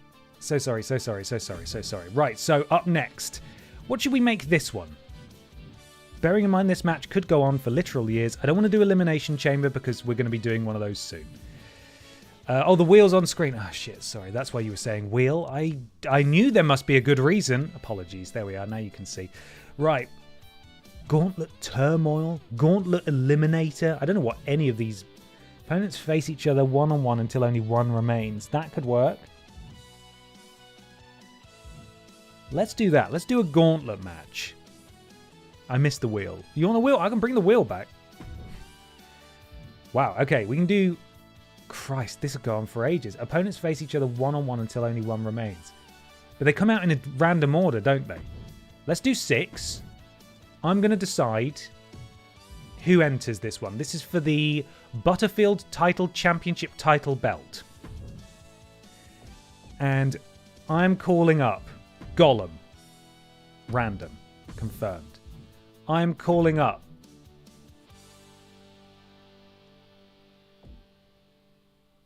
Gotta have a good mixture of people in here. I'm calling in Jackanism in there. I'm getting Jackanism's in there. He's in. I'm also calling in Meatface. Meatface is in. We will also, of course, have the debuting Piss Stratus. And then, naturally, She was technically a wheel winner earlier. Commander Piss is in there. And finally, I have decided Lord Brotovich will be in the gauntlet match for the Butterfield Title Championship title belt. And that's how we will decide that one. Now, someone was in the chat a couple of weeks ago saying that gauntlet matches crashed their game. So we're going to have to see how that goes. So there you are. That's how we're doing that one. Best of luck, Lord Brotovich. Best of luck. And now we need to do the world title matches, don't we? I feel like one of them should be a ladder match because they're so silly. But God, they take so fucking long. They take so long. I'm just looking at the different matches we could do. Man, ladder matches take ages. I'm really scared to do one, but like we're running out. I'm not sure about doing a Royal Rumble because the next pay-per-view is a Royal Rumble, and I don't want to spoil it, you know? Don't want to spoil that. Last man standing is only 2 people, I think. Yeah, so we sort of want to be able to get a few people in there. Ladder match is perfect for that. I'm gonna do it. We may be streaming until midnight, so I hope you're ready. We'll keep it to a 4-way. The more people you have in it, the worse it gets. This will be for the Women's World Championship. Of course, she was not successful in transitioning to this show with a title, but Pippa the Cat obviously has to be there. And she needs her manager, Pippa's mum. There we go. Done. Also in contention for the Women's Championship is... Let's have a look.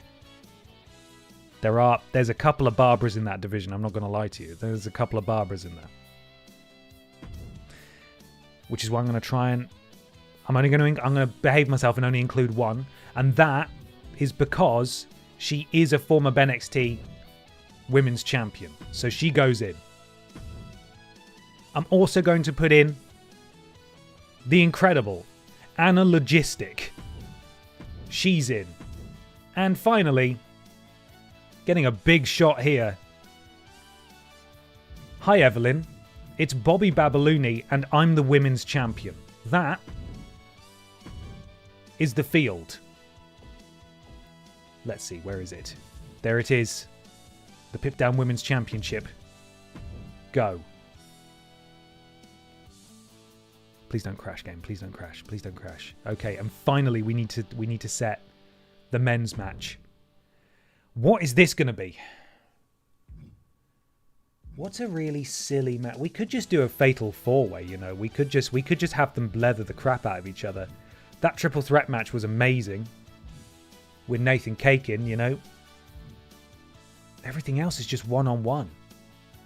Hell in a Cell. Okay, a couple of Hell in a Cell suggestions. You can have multiple people in Hell in a Cells, can't you? Right, fatal 4-way inside Hell in a Cell. Sure, let's do it.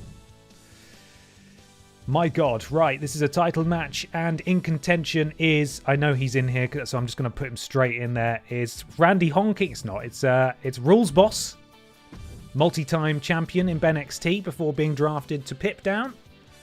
We've also got, it's going to be a who's who.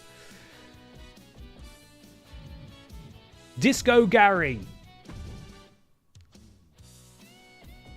The Colossal, Dangerous Red Thunder Man. And rounding out the field, oh, who to choose? Who to choose? Oh, it's difficult. It's a difficult one. I was going to say Brian Michael Bendis because he's a former champion, but he's in the Little Kong Strong title match, so I'm going to leave him be for now. We're going to put in... Why? Here's why. Simon Miller, if you want it, and that's okay, get serious about this, pray too. All of these have been picked from my spreadsheet, from the divisions that they are actively currently in. The only one where it's random is per the wheel, and that's by design, and that's the Little Kong Strong Championship, which can pull anyone from the PIPDOWN roster in at any time. Everybody else has to stick to their divisions, unfortunately. Otherwise, it will be bloody chaos. PIPDOWN Men's Championship, that's what's on the line. Okay, cool. we've got it. We've got our opening Pip Down card, and quite frankly, I think it'd be a miracle if we make it through the whole thing. I might need to go for a Pip. Oh, sorry.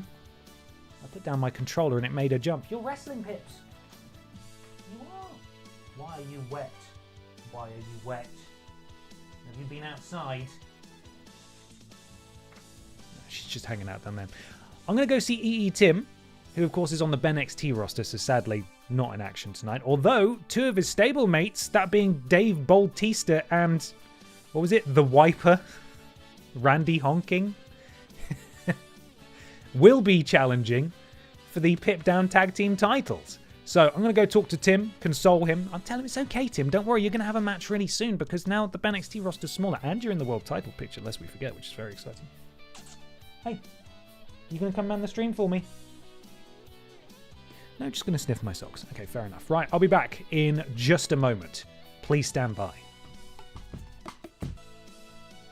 Oh no, actually scratch that. Pippa came up to say hi, so I'll show her to you. Hello. Look at this specimen. Look at it. Look how long it is. It's impressive, isn't it? Hey. Yeah. That's right. Okay, right, well, Pippa's here. You just can't see her. I'm going to talk to Tim.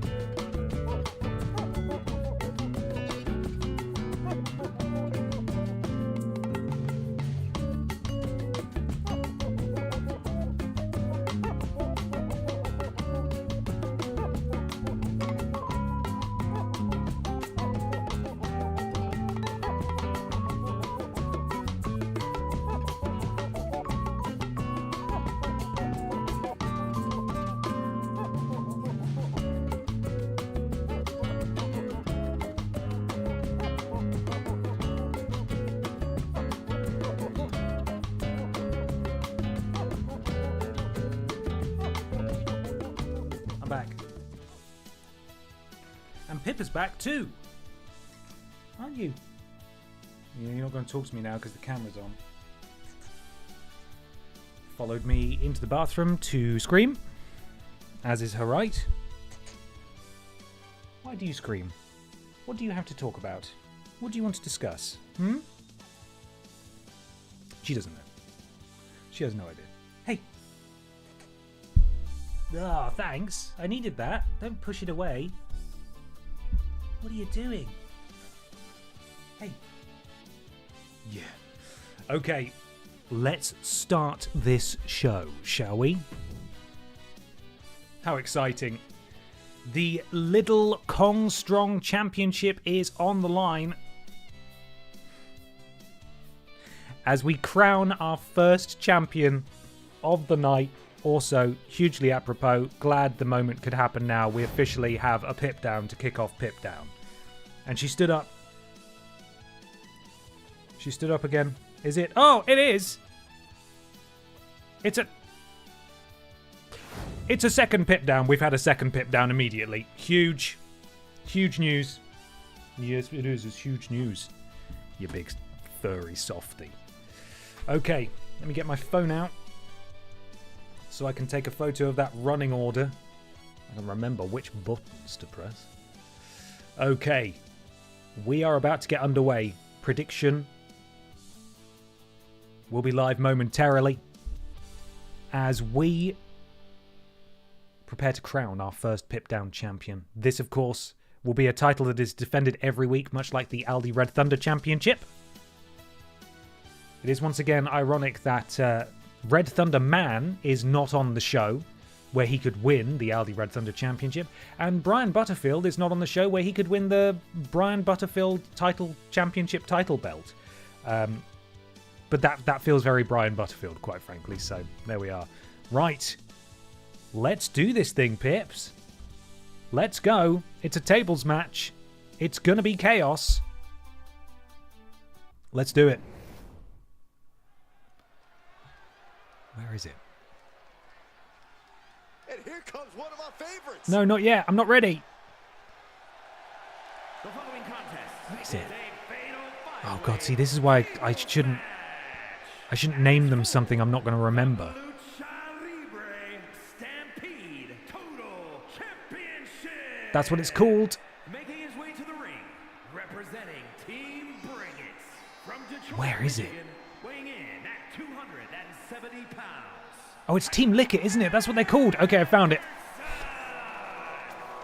Sorry, massive disservice to Hank Anderson there. The production truck couldn't find his music until he'd already got in the ring. Hello. Whoops. Welcome to the Detroit experience. Great music, but we didn't get to hear much of it. Either way, nice to have you in the match. Thank you very much for being here. And here he comes. Jesus, give me a second. Here we go. And from Area 51, weighing in at 100. Where's everyone going? Bingo.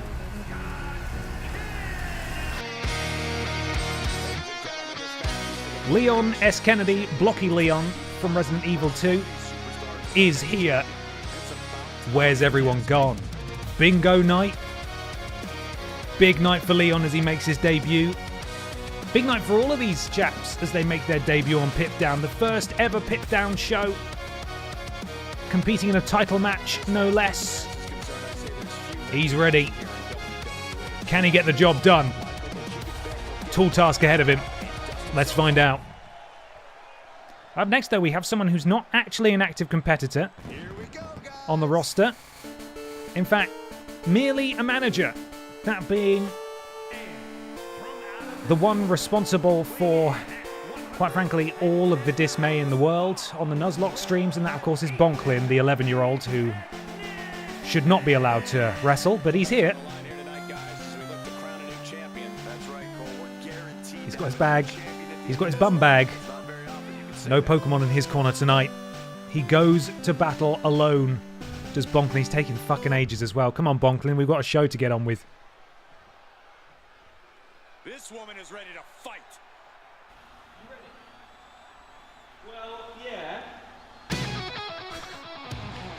Fresh off running over Peter Austin on BENXT, they thought too dangerous, has to be drafted away from Peter onto a different show, and then Peter got drafted onto PIPDOWN as well.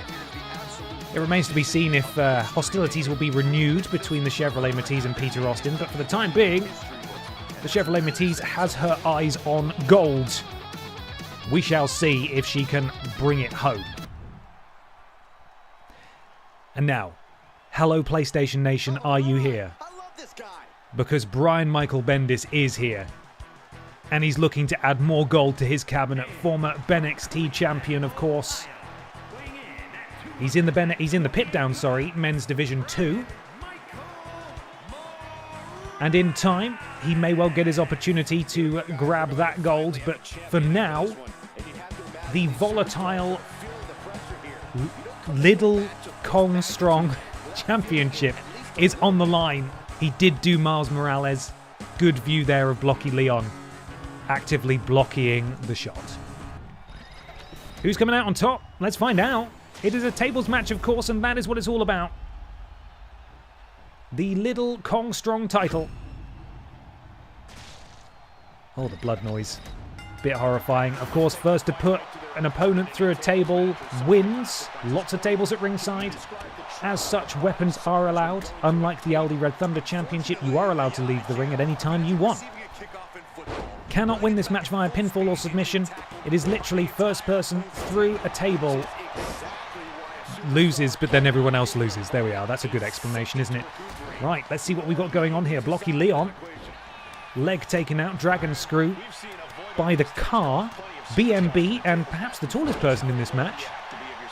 Lieutenant Hank Anderson tied up there with BMB getting the best of it. And now what's BMB doing? Oh, beautiful bulldog there from Brian Michael Bendis. Hank decides he wants a little bit more. Big right hand. Oh, and beautiful drop kick from the Raccoon Department officer.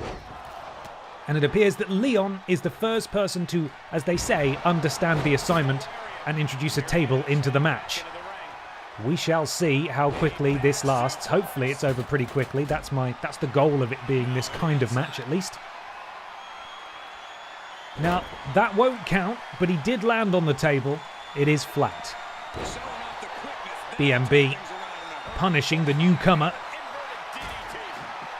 And I think he just shunted the entire table with that. Where's he going now? There's a lot of action happening on the outside. Of course, we've got an uneven number of participants in this match, which we don't often see. Usually we've got 6 or 4. So there'll always be someone... Oh, and Hank takes out the legs of the table as he rolls back into the ring, unfortunately. I always forget B&B puts a suit on to wrestle. He does, yeah. It's his wrestling suit. And now the Chevrolet looking to pick up a table, but interrupted. Leon, ooh, very close. He nearly put Bonklin through the table on the outside. This is how easy this match could finish. Technically, they're getting very close to that table. I'm a bit worried about it. Bonklin. Oh, beautiful butterfly. I think that was, what was that, an underhook German? I don't know what you'd call that. Dangerous, though. They're getting so close to that table on the outside. Just one errant move. And someone is going through it.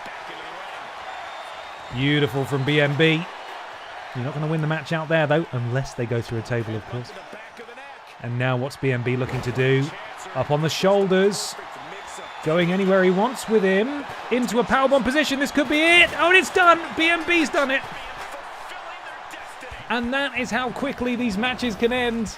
Just absolute nonsense. And as predicted, it's BMB who takes a brief sojourn from the main event title picture in PIPDOWN to be crowned the first champion of the evening. The first champion in PIPDOWN, the first person to hold the Little Kong Strong Championship. And BMB has done it. Congratulations to BMB. Hello, PlayStation Nation. Hello, championship winner. There it is. It looks dreadful, doesn't it? But he's proud of it. Will he be able to hold on to it next week? That's going to be the real challenge. I genuinely have no idea. It's going to be almost impossible to do so. But, hey, you never know, right? You never know. We're not fucking done, though. Up next, the debuting team of the Laviathan Dave Bautista and the Wiper Randy Honking, representing P-Volution, E.E. Tim's stable, take on former BENXT Tag Team Champions, Peter Austin and Ben Potter, no relation, that guy, I don't know who that guy is, and Duronk and Judas. They saw their boy Bonklin chuck through a table. Surely they'll have something to prove. We crown another champion next. This is a triple threat tornado tag match, meaning everyone is in the ring at the same time. Let's see how it goes. This could be, wait for it, terrible. Or it could go on forever. P-Volution is a pistery, a subtle stream that's made of we. Very good. Predictions will be live in just a moment. In the meantime, let's get introduced to our friends, shall we? Another tag team title. Championship, sorry. Title championship. Let's see. Hello? Game, are you there? The game is here.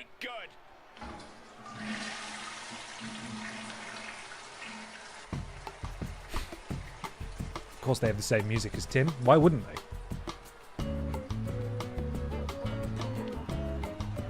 There they are. The Wiper. Big Dave. Oh, he's got toilets on his arms as well. I hadn't seen that before. They couldn't quite fit it on one line, so it's P-Volution. PIPDOWN. PIPDOWN.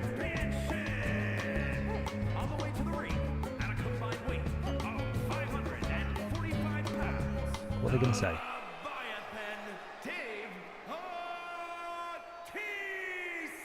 Okay, to be fair, they probably just used the proper names. That's fair. There he is, the Wiper, with his toilet tats. Already a hit with the live crowd. Let's see if they can translate that to a victory here. So silly. Okay.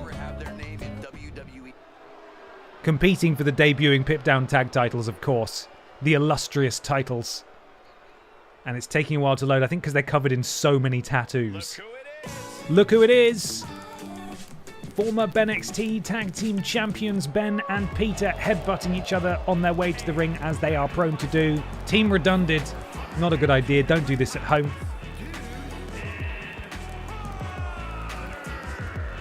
Here they come. Can they be the first to hold the PIPDOWN tag team titles? Ben's in. Peter just behind him. His tattoo's gone, I've just realised. Ben's arm tattoo has disappeared, so that's great. Thank you very much for that. More work for me to do in my spare time. And of course, they are not the only people in this match. As I said, we saw Bonklin, their manager, get chucked through a table earlier. And now, here come the girls.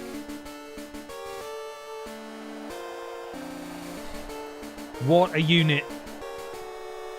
Duronk is powerful. Duronk is dangerous. And there's Judas. Los Poki Hermanas, of course. Ready to rock and roll here. Challenge for those titles. Ben's tattoo is going to be another wrestler. Probably will, yeah. It's probably spawned a new one somehow. Okay. Let's do this thing. God knows how long this match will go on for, but we're going to try. It's all about crowning the first ever PIPDOWN Tag Team Champions. Everyone in the ring at the same time. There's Dave Bautista, Ben Potter, Sans tattoos, of course. Duronk and Judas. I don't know where Randy Honky was. He's there now. And we're away. How do I even begin to keep track of this? There's the big toilet on the back of Dave Bautista immediately rolling up. Peter Austin. Duronk able to break it up. It appears that Randy Honking and Dave Bautista are the two tallest participants in this match. Perhaps with the exception of Ben Potter, who is up there in height himself. Judas cannot be counted out though, much like Peter Austin. Smaller, but very, very agile indeed. Facebuster there. Now, I don't know what kind of protection those goggles are going to give Randy Honking, really. It presumably would just hurt more. Peter. Oh, beautiful. Beautiful German there. From Randy to Peter Austin. In the back, you see Ben turn his attention. Oh, my God. Brainbuster, I think, to Big Dave. As we are down to 4 in the ring. Makes things a little bit easier to follow. Peter Austin punching.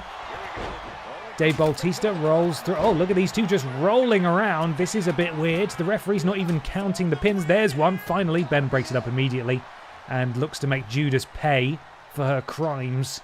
Judas, oh, just neck snapping off that top rope as she falls down. And Ben is served up Duronk on a silver platter now. But Duronk able to reverse things here. Oh, and we're getting a front row view of the sidewalk slam from Big Dave to Judas, I believe that was. And just repeated stamps to the small of the back from Duronk, who's now beckoning for Ben to get back to his feet. What's she looking to do here? Oh, no, a counter from Ben. Takes the leg out from under her. And where's Ben going now? Springboard. Oh, no, a miscommunication as Ben accidentally hits his partner. Peter Austin looked like he was trying to attack Duronk himself, but interrupted. And now Judas back in the ring, and all 6 participants are back in this thing. No crazy nonsense here in terms of bringing this match to a conclusion. Shoulder breaker from Randy into the cover. Break up immediately by Peter. Oh, no one's there. Pinfall or submission to win this match. Peter slides out, picks up a stick, comes back in. Judas interrupts. Judas sends Peter into the corner. Oh! Clubbing blow there from Randy to drop Duronk as he watches on as Judas looking to do something very dangerous here with Peter Austin. Superplex! Surprised that didn't take Randy out. He decides he is going to get out of dodge and leave the ring.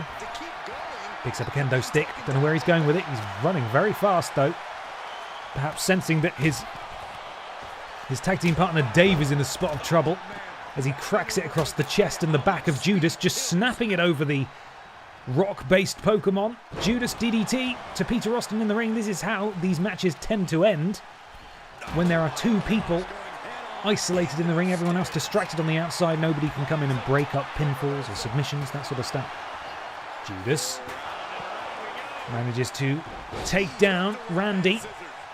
Randy straight back to his feet. Judas now sending Randy into the ropes. Counter from Randy, who's clearly a bit more powerful than Judas, as Judas is sent tumbling.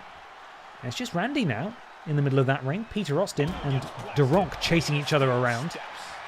Judas is lucky that fighting types are weak to flying types. Oh, we learned that. Learned that the hard way, eh? Regardless, as we get a brief look into the scaffolding at the top of the arena, Peter fights out of a hold by Randy. Dave Bautista is the victim of some elbows from Judas. And it's like a multi-car pile-up there on the outside as Big Dave turns Duronk inside out. Oh, and Peter with that leg lariat.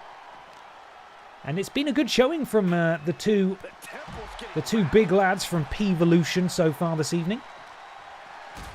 For context, by the way, if no one knows who these people are, Evolution was a real, as they say, stable group of lads. It involved Triple H, Randy Orton, Dave Bautista, and Ric Flair. Renamed here, of course, to be better suited for E.E. Tim's benefit. Backstabber to Dave Bautista, who I believe did actually hit the Bautista bomb on Duronk in the middle of the ring, but Peter able to break it up.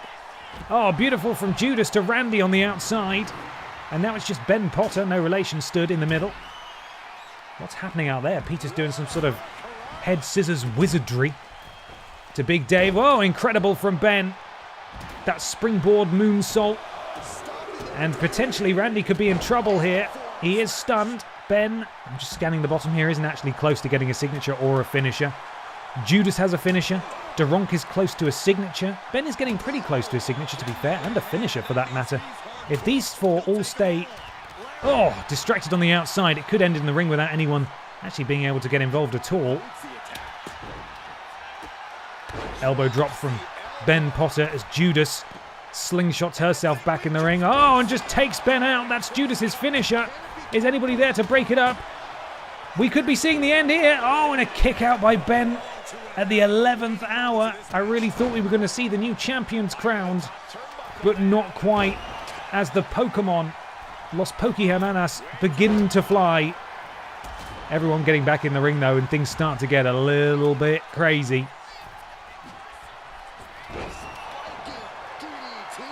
Dave Bautista lifts up Peter Austin.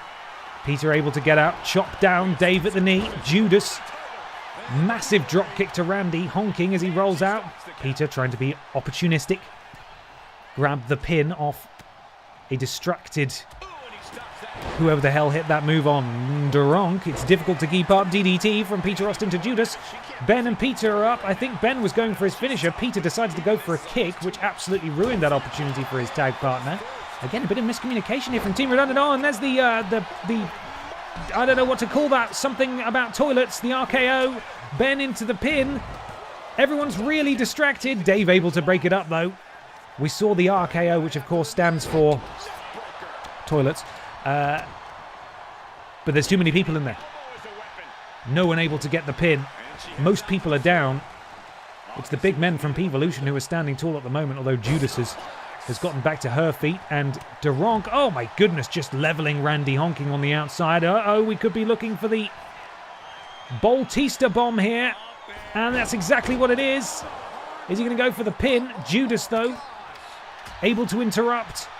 That was surely one there for P-Volution. Randy honking back into the ring, goes up to the top rope, not really sure why. RK Flow is good. RK Bowl, the Poo KO. All valid options. Ben being pinned there by Duronk, broken up by Randy, I believe. Oh my goodness me. I think Duronk just absolutely beheaded Dave Bautista there, and Duronk doesn't really look like she knows what to do next. A lot of the strategic errors from the tag teams in this match is just taking a bit too long to follow up on a maneuver, going in for a pin, etc. And Duronk just making Big Dave pay there on the canvas. Los Pokeyamana standing tall now. Looks like Ben's introducing the stairs. Can he get them in the ring? Yeah, okay, the stairs are now in the ring. No disqualification, of course, in a triple threat. Ben now looking to do something sinister to Judas. Neckbreaker into another neckbreaker. And now Duronk making Ben pay for it. Ben with a stunner to Duronk. Randy honking coming into the ring at just the right time. 1, 2. Oh, Dave able to break it up. I thought that might be it as well. And Peter with another big move. I think we're potentially closing in on the end game of this match here. Ben making Dave Bautista look like a little baby there.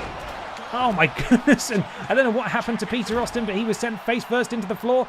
Referee now coming round to count the pin here. Can Ben break it up? Oh, and it's the men from P-Volution. E.E. Tim, while not tasting gold himself, finally sees some glory as the men from P-Volution are the debut PIPDOWN Tag Team Champions. That was absolute bloody chaos. Really difficult to see what was going on. Again, anybody could have won that at any time. This is the first time we have had a debuting team, or in fact a debuting wrestler, win a championship, even though there have been plenty of opportunities. P-Volution are your first ever tag team champions on the PIPDOWN brand. They've done it.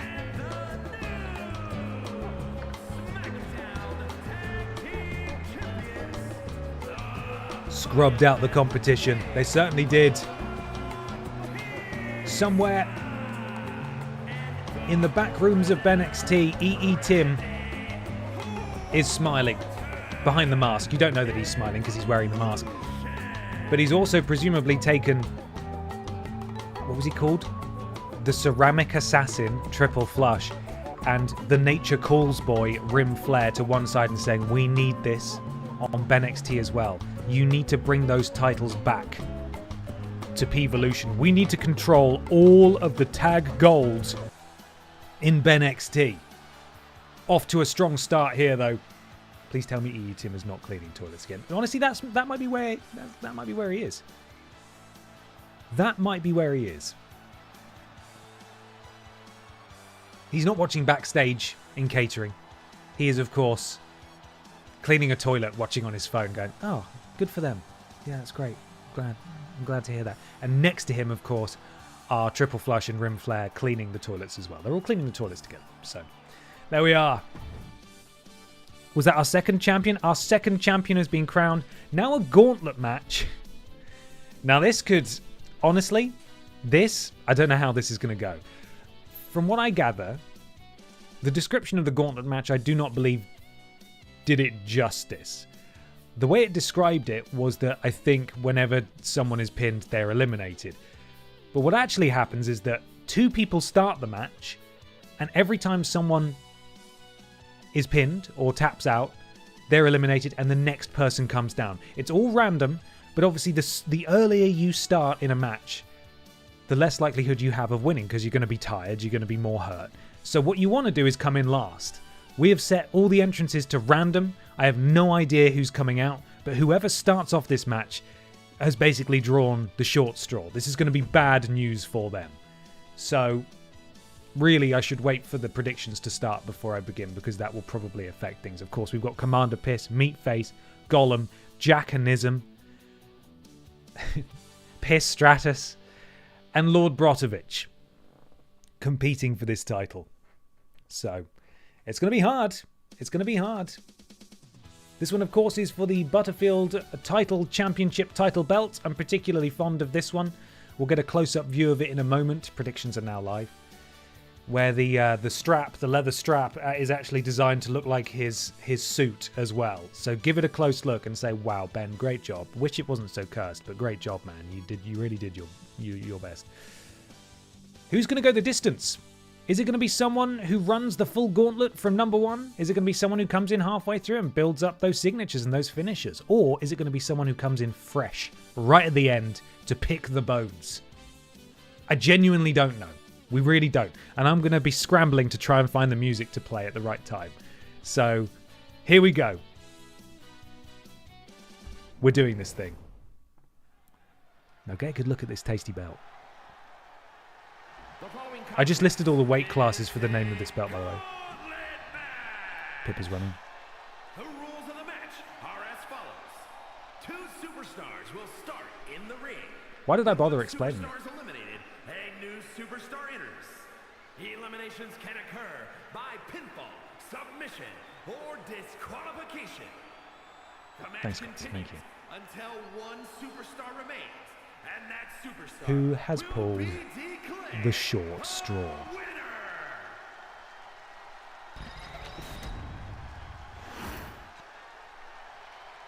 Oh, yeah, I am pumped for this guy. And from another Oh no! ring in at Poor spooky Gollum teleporting his way into the ring with no fog and no music. Which means tonight we finally crown these superstars as our next champion. And it's about time, if you ask me. We haven't even seen the title yet. Hopefully it shows it in a minute. Where's your fog, Gollum? Where's your fog at? Potatoes. Spooky Gollum. He's held gold as well. Of course, the wide champion. Hi, Pippa. You should be getting ready for your match at this point, my friend. Furry monster. Big Golmu. Looking to win another title. This time on PIPDOWN. And who has the dishonor of starting first with him? Oh, are you guys ready? Who is it? and from overseas. Oh, it's Jackanism.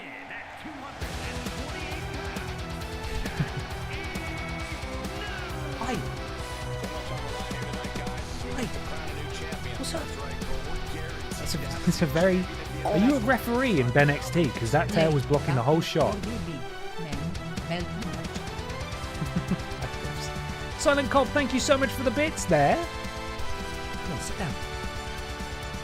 Late but here for the big man belt match. Hell yeah, thank you so much. Glad you're here. Jackanism and Gollum are the ones to be starting here. It's an unfortunate position to begin a gauntlet match, but either way, look at that championship. Wowee. I didn't like the zoom on his face. That was a bit much for me. Here we go, our gauntlet match is kicked off.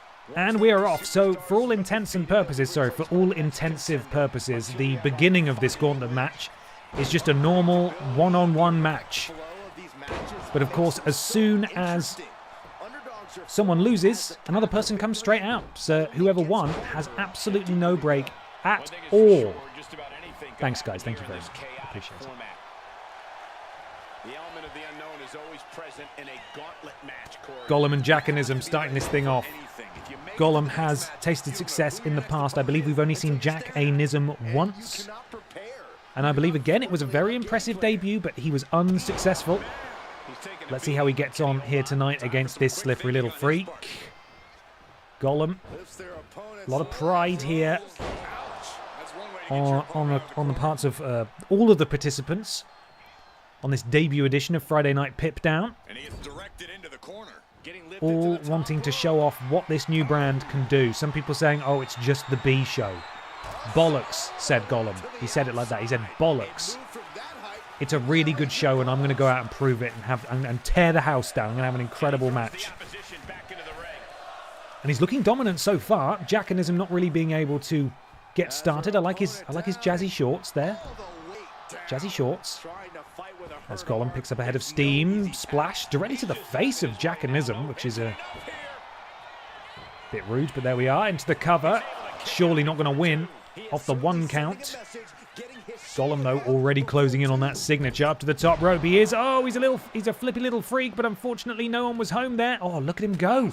Able to roll out of the way of that first bit of offense, and now those big haymakers from Jackanism, then a counter from Gollum, as Gollum starting to feel himself here. He's Golluming up as he goes up to the middle rope. Oh, my goodness me, he was going for that soul snatcher, which has been so effective in the past for him. He missed it, but he apparently still hit enough to hurt Jackanism and drop him. Gollum now on his signature. Let's see if he can pull it off. No, Jackanism able to counter. Gollum back to his feet. And now Jackanism sends Gollum into the ropes. What's he doing? What was he doing? He just sort of fell over. Oh, that is bad from Jackanism. Maybe Jackanism... Of course, he's only got one eye in play here. The other one being covered by an eye patch. This could well be causing him some difficulty. Judging distance, his profiterole vision could also be affected here. And now Gollum, maybe looking to go for this signal. Oh my god, I don't know how he even did that, but it didn't hit. Oh, and Jackanism here looking to hit that octopus submission stretch. Very apropos from the pirate hitting the octopus. And Gollum still looking... Oh my god, he's just choking. Just choking Jackanism to the canvas in a very Gollum move, and still Jackanism not really able to get going. Gollum... Oh, rolls through. Oh, my goodness me. In certain companies, they would call that the house call. Not here, of course. And Gollum thinks it's enough. Jackanism says no. He's still in it. Still able to go. Gollum. Oh, Jackanism playing possum. In fact, I think Gollum was going for his finisher there, which now has been stripped from him as Jackanism was able to counter. And now Gollum has nothing, going at it from scratch again, which is really going to set his efforts back here. Big Alabama slam from Jackanism to Gollum, and now it's Jackanism's turn to get some offense in. Off the rope, rolling neck snap. There's not much holding that head to the body of Gollum. He's only a little guy. Oh, beautiful, that insane elbow, and you know what? That was Jackanism's finisher. That might be enough. Into the cover. Is Jackanism going to reverse fate here and put away Gollum? Not quite. Not quite. Pretty close. And this is not really what either man wanted here. They really are going to war. You can see how damaged they both are. And that just means it's going to be even easier for the person who comes out next to finish them off. I think both of them were probably hoping to finish this first matchup as quickly as possible. Rolling sent on there from Jackanism, who goes to the top rope. He's got his signature. Looking to put away Gollum for good here. Gollum getting back to his feet. Jackanism, beautiful. Diving forearm.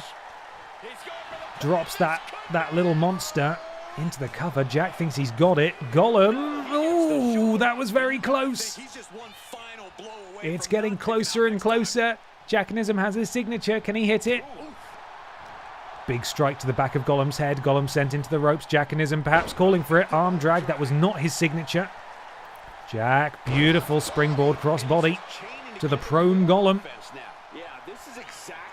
Jack up to the top. Could Jack hit it? Oh, massive splash. That was not his signature, but he has his finisher and still has his signature. That could be enough, though. This could be a tactical move on Jack's part. He wants to bank those two big moves, so if he's able to put away Gollum with something a little bit less than that, then he'd be able to hit whoever comes out next with a signature and a finisher straight away. I think this might be one of his finishers, actually. He's not been able to put away Gollum with it. Still got his signature, going for another... No, I thought he was going for another submission there. Gollum up to his feet in the corner. Jack drops him straight back down again. We might be here for a while. You're absolutely correct. Gollum... Oh, I think he countered the signature, immediately hit it again, and this could be it, actually. Gollum countered Jackanism's signature, immediately hit him with that signature, and that could be enough to put Jackanism down for the count, and it's not. Somehow it's not. Dreaded toes to the bollocks submission hold, absolutely. Gollum has his finisher. Oh, Jack with the counter. Oh, but Gollum fighting out of it. Oh, no, just a running crossbody drops Gollum. Surely he's not going to win it off that, as I try to get the pipper hair out of my nose. Oh my god, he has! Oh, well, that is shocking. A running crossbody is what ejects Gollum from the competition. And who's that next? It's Meatface. Meatface also making his debut. And here comes Meatface.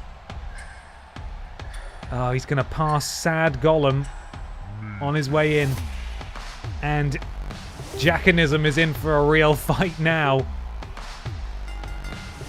Meatface is a substantial lad. He's a big boy. And all it could take is one move to put away Jackanism at this point. It really could. Oh, that spinning back fist. Look at that. Just drops Meatface. Absolutely drops him. Running crossbody, he calls that the sailboat. Very good. I need to keep a note of some of the custom names I've come up with for these wrestlers because I always forget them. Oh, and Jackanism, beautiful. Stringing together that offense. Oh, but a counter from Meatface. Lest we forget, of course, Meatface has been in this match for what? Less than a minute. Jackanism has been in here for nearly 10 minutes already. It's not going to take much for Meatface to put Jackanism away. Jackanism sent into the ropes. Meatface waiting. Beautiful scoop slam there. Power slam. Oh, and a counter from Jackanism. Rolls up Meatface. Could Jackanism steal a victory here? Kick out at 1. Jackanism straight back to his feet though, looking to press the advantage. Meatface with the counter. Got the foot up. Now Meatface looking to exert that power. Beautiful. Huge release German suplex and the running leg drop for good measure. Face down was Jackanism as well. And can Meatface really travel this far? Let's see how far he can get. Oh my goodness me, the knee drop right across the jaw of Jackanism, and that could be it. Not even a finisher or a signature, and it's as simple as that. Jackanism, good try. Put away though, in pretty quick fashion. And now, out comes the debuting Piss Stratus, of course. Looking to represent the Piss family well, and this is the danger of these gauntlet matches, you know?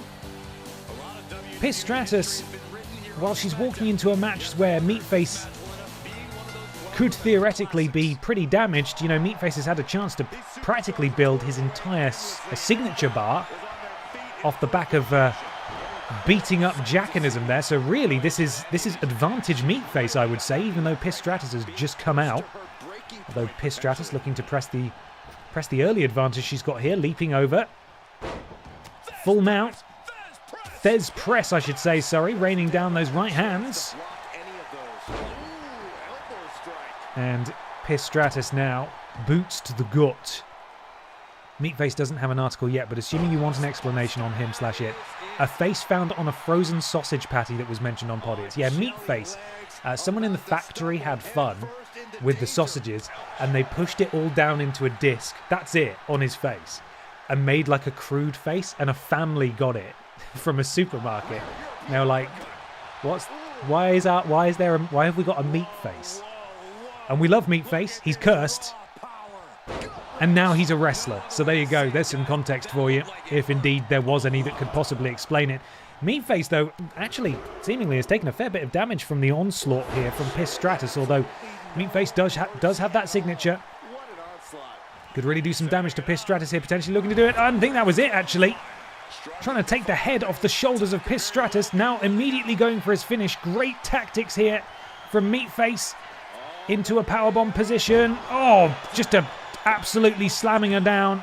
And a bit of a dodgy pin, but it's going to be difficult for her to kick out. She's done it. The immense weight of Meatface keeping Piss Stratus's shoulders pinned to the mat. Found in a closed bag of what should have been frozen sausages, right? So a nice surprise when it was opened at tea time. Yeah, that was it. It was meant to be individual sausages, but they found a meat face instead. Yeah, that's probably it. I'm certain it was Aldi as well. Yeah, it was Aldi, yeah. Aldi Meatface Thunder Championship. Piss Stratus calling for something here. Oh, Meatface able to duck under. Real back and forth here, but again, this is the problem that Jackanism ran into. Whoever comes out of this match as the winner is immediately going to be encountering a fresh opponent. And that is going to be very difficult. Although, I have been proven wrong so far in this particular matchup. And I thought it was going to be advantage Meatface here, but Piss Stratus going to work on the feeds a family of 5 wrestler here. Did that work? Did that work? Ultimately, Webster did not cook the sausage. Hang on, this is a quote. Aldi reportedly offered her a refund and told the BBC it is working with its sausage supplier to find the source of the smiling meat face. Webster said the refund isn't what she was after.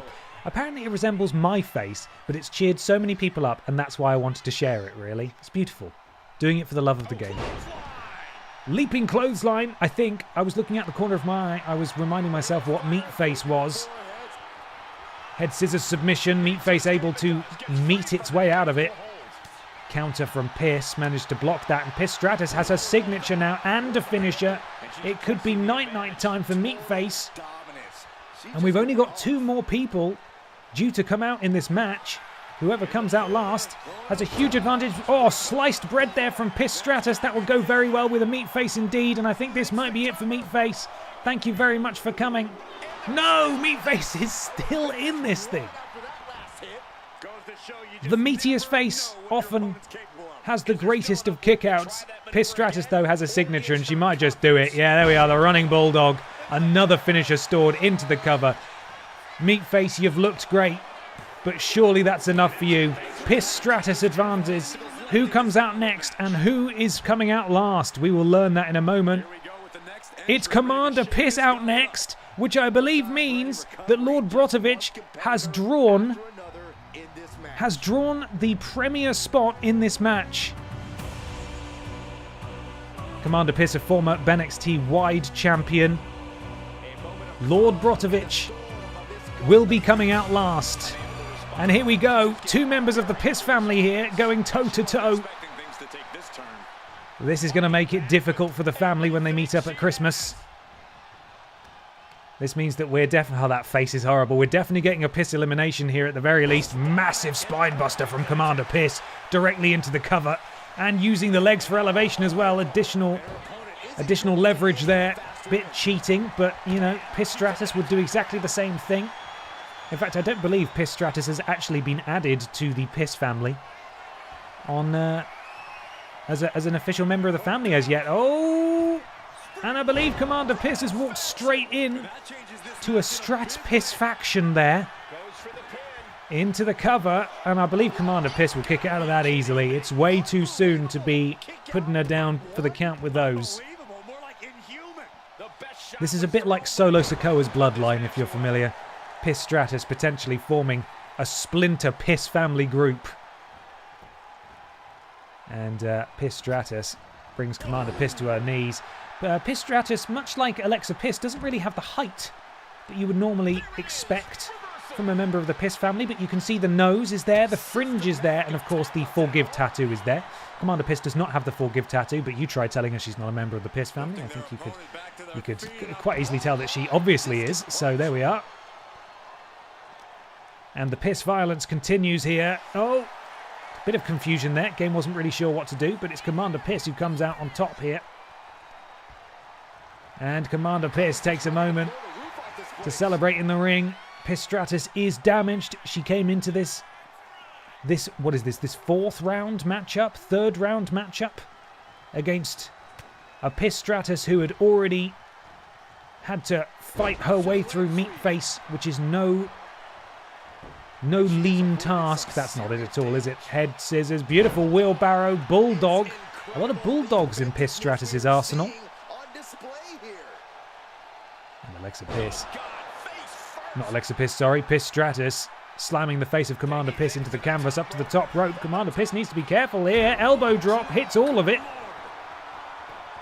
The ref is doing nothing. Is the ref a secret Piss family member? You know, you never know when another member of the Piss family is going to come out. They could be anywhere. It could be you. Piss Stratus undeterred, facing the much bigger, admittedly she's wearing heels, member of the Piss family here. And I believe we're getting another signature here. Excellent game plan from Piss Stratus here, and she could be seeing off Commander Piss. And she's done it. I believe that's the first wrestler to go through 2 members. And now, of course, that means we only have 1 person left. He's been wanting a match for ages. He's the last person to enter this gauntlet. Lord Brotovich is the freshest man in this competition.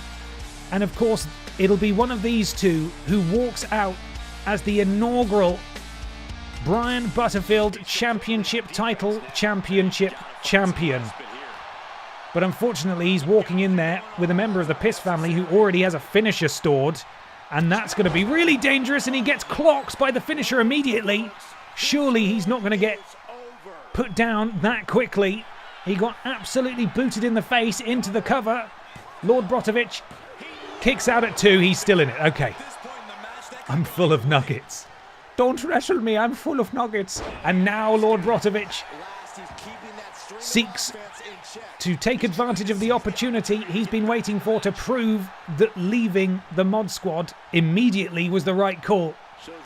Can he finally win singles gold? Looks like we're going to be trading some blows now. These two going back and forth with the massive overhand slaps under chops there from LB. LB calling for more. Oh my goodness me. It looks like it's going very well for Piss Stratus, but these two are just fucking leathering each other. Oh no. It looks like Piss Stratus got the best of that exchange. Lord Brotovich needs to be careful. As the veteran, as the Piss family member has a lot of tricks up her sleeve, and this referee giving us a great view of the action as always. LB appeared to be working his way towards a signature, but maybe sacrificed it to get up early. Looks like Piss Stratus is making him pay for it though. And Piss Stratus taking the opportunity, oh my goodness me, to play to the crowd as Lord Brotovich is sent tumbling to the outside. He counters, oh my goodness me, with that pump kick. He ate all of that. And this is unfortunate. Lord Brotovich still has a chance, of course, but he's being sent back into the ring where Piss Stratus has herself a signature stored. And this could be really bad news. Oh, a counter from Lord Brotovich, perfectly timed. He, of course, inherits that signature. Oh, but a counter back from Piss Stratus. This is going back and forth. Lord Brotovich was going for his signature there. If he'd have hit that, he could have won the championship. Piss Stratus able to counter that. Oh, no, but that's a costly mistake from Lord Brotovich. He still has time, though. Springboard. Oh, no. Piss Stratus moving out of the way. I don't want to be biased, but I sort of want Lord Brotovich to do this thing. Come on, Lord Brotovich, you can do it. Piss Stratus up to the top rope. Lord Brotovich.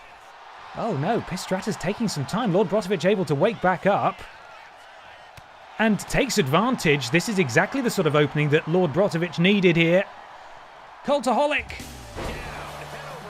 Welcome Raiders. Thank you so much for the raid. We're looking to crown a brand new champion here. In the main event of this gauntlet match. It is Piss Stratus taking on our very own mod, Lord Brotovich. It's really close at the 11th hour. Who is going to be the one to walk out with the debuting, oh no, the debuting Brian Butterfield championship belt. Welcome Raiders, I hope you had a lovely stream. Thank you so much for being here. Oh, this is looking bad for Lord Brotovich. Oh, she misses it. Lord Brotovich, wake up! She missed it! She missed it! She went for the signature. Lord Brotovich managed to get out of the way somehow. Uh-oh. I think this might be... Oh, but Lord Brotovich with the counter. Lord Brotovich managed to reverse it. LB is still in this thing, and he has stolen her signature. Lord Brotovich just used a special move to earn his finisher. He's calling for it. Are we about to see magic unfold? Lord Brotovich looking to take out Piss Stratus. She does it. Massive elbow to the side of the head, into the cover. Is he going to be a champion? Can he do it? He's done it. Lord Brotovich has won the championship. Against all of the odds. The reversals back and forth. He pulled a good number, but it doesn't matter. The signatures, the finishers, being reversed all over the place. Of course, these were the other members of the match here. But it's ultimately Lord Brotovich fulfilling his potential. And this is the blow that did it. This running elbow dropping Piss Stratus. And new Brian Butterfield championship title champion. He's bloody done it, everyone.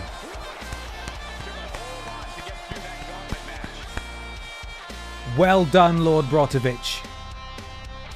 You did it. God, I'm knackered now. Can I go to bed? He finished the story he started on week 5 when he left the mod squad. Against all odds except getting put in the match by a crooked GM and getting the best spot possible. Hey, listen, all I did was put him in the match. He did the rest. He did the bloody rest. Well done, LB. You will never see that title again, maybe in catering. We'll see what happens next week, man. Welcome, Raiders, by the way. Sorry, you joined at like the climax of that match. My voice is going to be gone tomorrow. It's a good thing we're not shooting some worst games ever in the office, isn't it? That's exactly what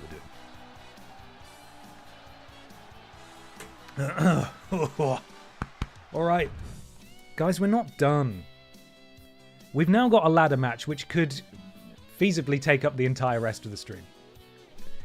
Let's have a little reminder of what's happened. Brian Michael Bendis, the debut Little Kong Strong champion. That title defended weekly in PIPDOWN in tables matches. Representing P-Volution, the Laviathan Dave Bautista, and the Wiper Randy Honking are the first ever PIPDOWN Tag Team Champions. Lord Brotovich, of course, won the gauntlet. He is the Butterfield Title Championship Title Belt Champion. And now it's time to crown the PIPDOWN Women's Champion in a ladder match, no less. We know how these work, don't we?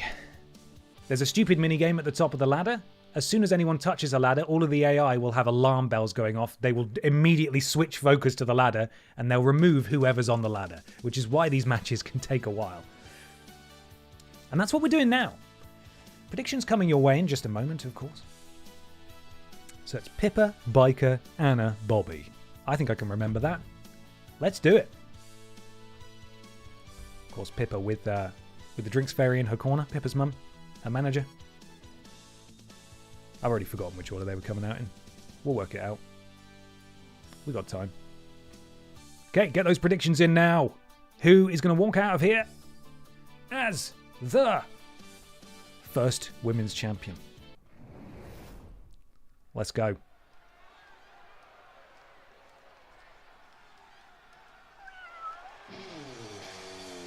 Of course, Pippa is not actively with me currently because she is in the match. That's her. She can't be on my lap when she's here. So now, of course, the promise was that if Pippa managed to retain her BENXT Women's Championship at Survivor Series, she would just be awarded the PIPDOWN Women's Championship because it's her show. Unfortunately, she lost, and so she has to compete with everybody else. Still a favourite, though. Still a favourite in this match. There's the Drinks Fairy at ringside. Could well pay dividends in this match. She actually has just knocked down a ladder. So I don't know what that means. That could be pretty bad. So here we go. Let's get the rest of them in here. You can't move on these streams without a piss showing up. And here, of course, is one of them. Former BENXT Women's Champion. Former NXTJ Champion as well back in the day. Looking to, much like several participants we've seen this evening, add another championship to her resume. If the Piss family holds more than half the titles, you should rename it Friday Night PIPDOWN temporarily. We've got enough people there to hold pretty much every division except the tag. So there we are. Right. Was it Anna next? I think it's Anna Logistic, who we've only seen once so far. At War Games, actually. Looking to deliver some pain. That is a big fucking phone. She's going to leave that really annoying little slip that says, sorry, we tried to deliver, but you weren't home when you were actually home and they didn't ring the doorbell. She's busy doing business.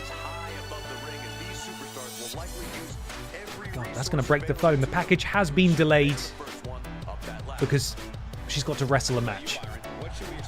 So here we go. Anna Logistic making her singles debut here. She simply has too much respect for the business and her opposition. And finally, an all-time classic.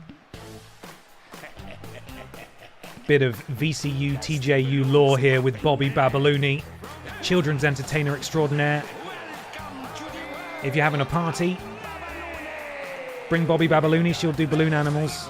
Great with kids.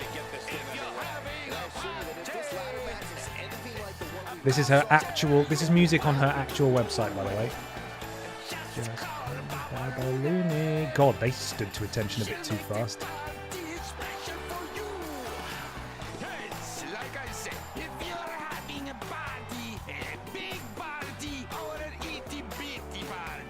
Any party, basically.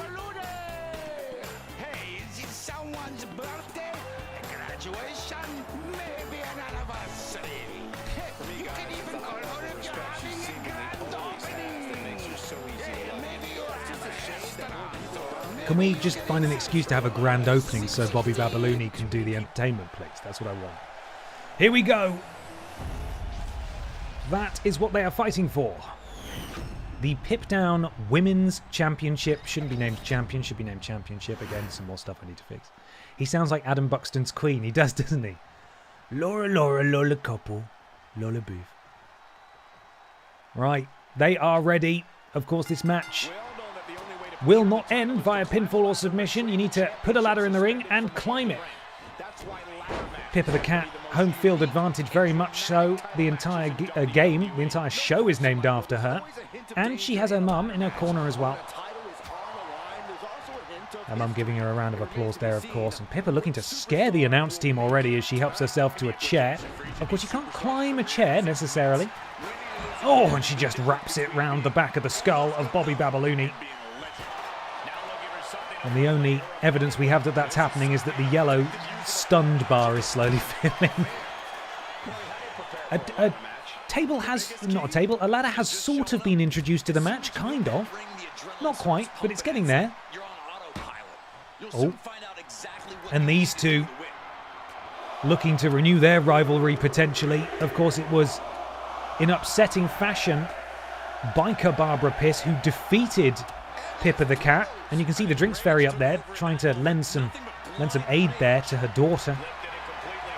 And then, of course, Pippa the Cat managed to take the title right back off her again at the next show. So these two have a lot of bad blood.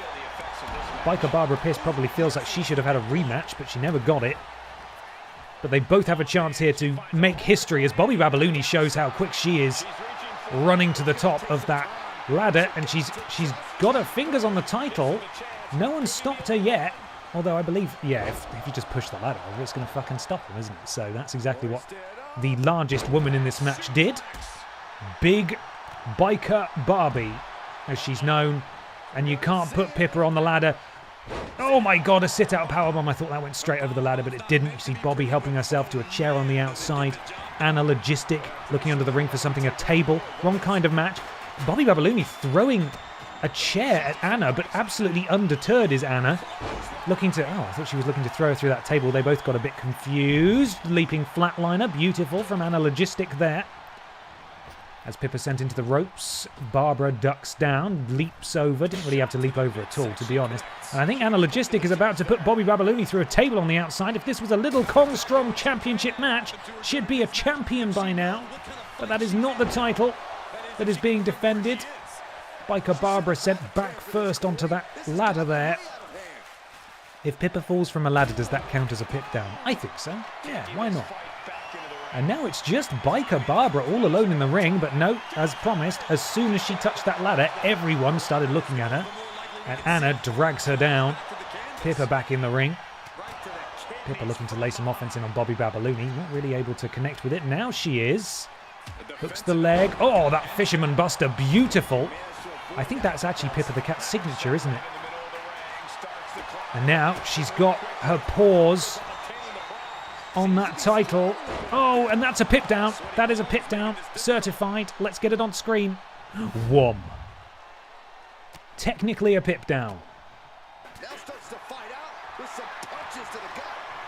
Still no ladder erected. One thing that I should clarify in this match is that that minigame we can't see when they grab the championship. That is shared. The progress in that minigame they have to complete is shared. So if one of them like does half of the minigame and the next person comes up, they've only got half left to do, and so on. So someone could swoop in and grab it after someone does all the hard work. It's a dangerous match. Oh, Pippa should really have just let Bobby put that ladder up, but she didn't. And now Barbara slides out of the ring. Drinks Fairy not really inserting herself in this match too much just yet. And that's probably a good thing, because you can see that bar underneath her name. If she does too much, she will be ejected from ringside, and then Pippa will be all alone. State of the field at the moment is that everybody is a little bit hurt, some more so than others. It's pretty brutal as Pippa the Cat gets taken down by Bobby Babalooni, and looked like Barbara was about to wrap that chair around the head of Anna Logistic, but Anna able to counter and just going to work on that wrist. That's going to make it difficult for Barbara to climb the ladder. So very good tactics there, as Bobby continues to take it to PIPDOWN. Should take a namesake of PIPDOWN in the middle of the ring. And Biker Barbie just stalking along ringside. Anna's down there somewhere. Bobby getting a full head of steam. Pippa able to get out of the way. Still no ladder set up, which is of course the only reason they're here.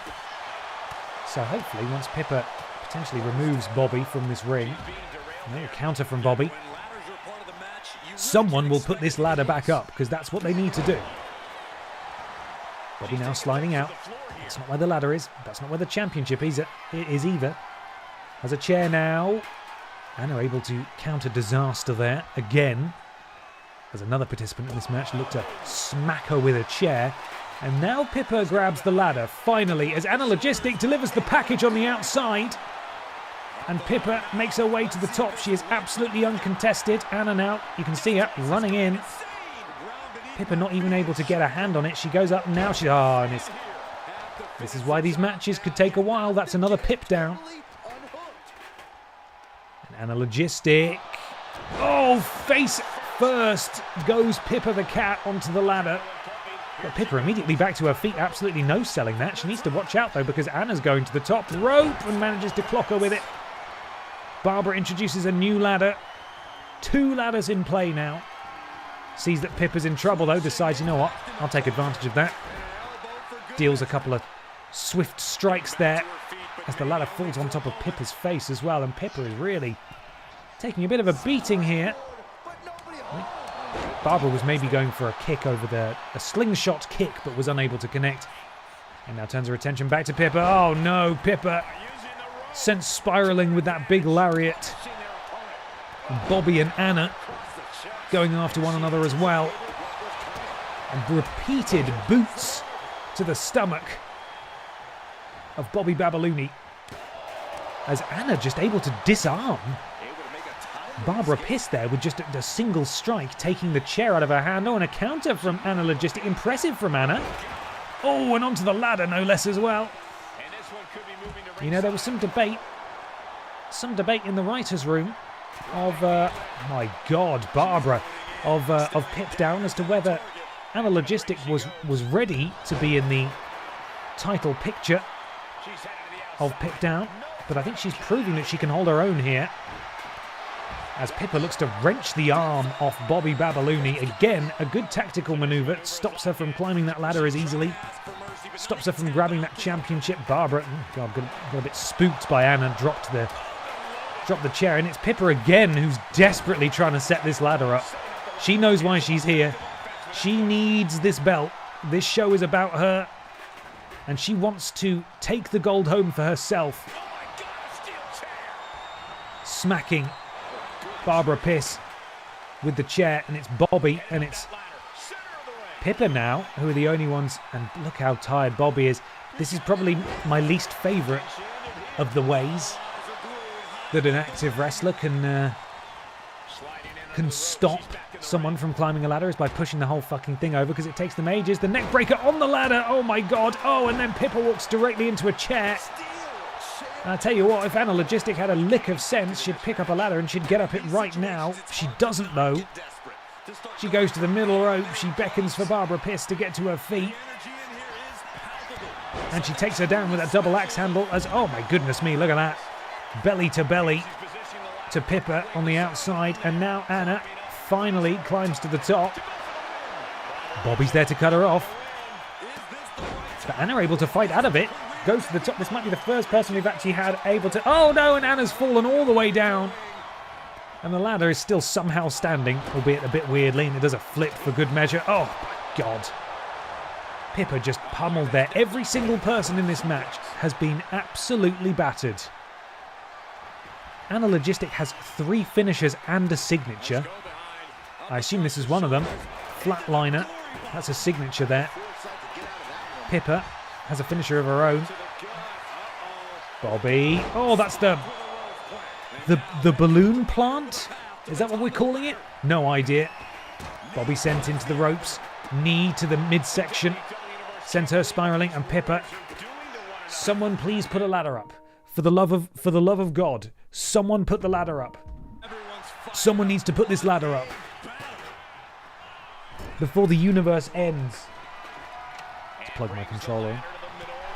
A massive knee strike to Pippa in the corner. The ladder is now up. Someone listened to me, which is nice.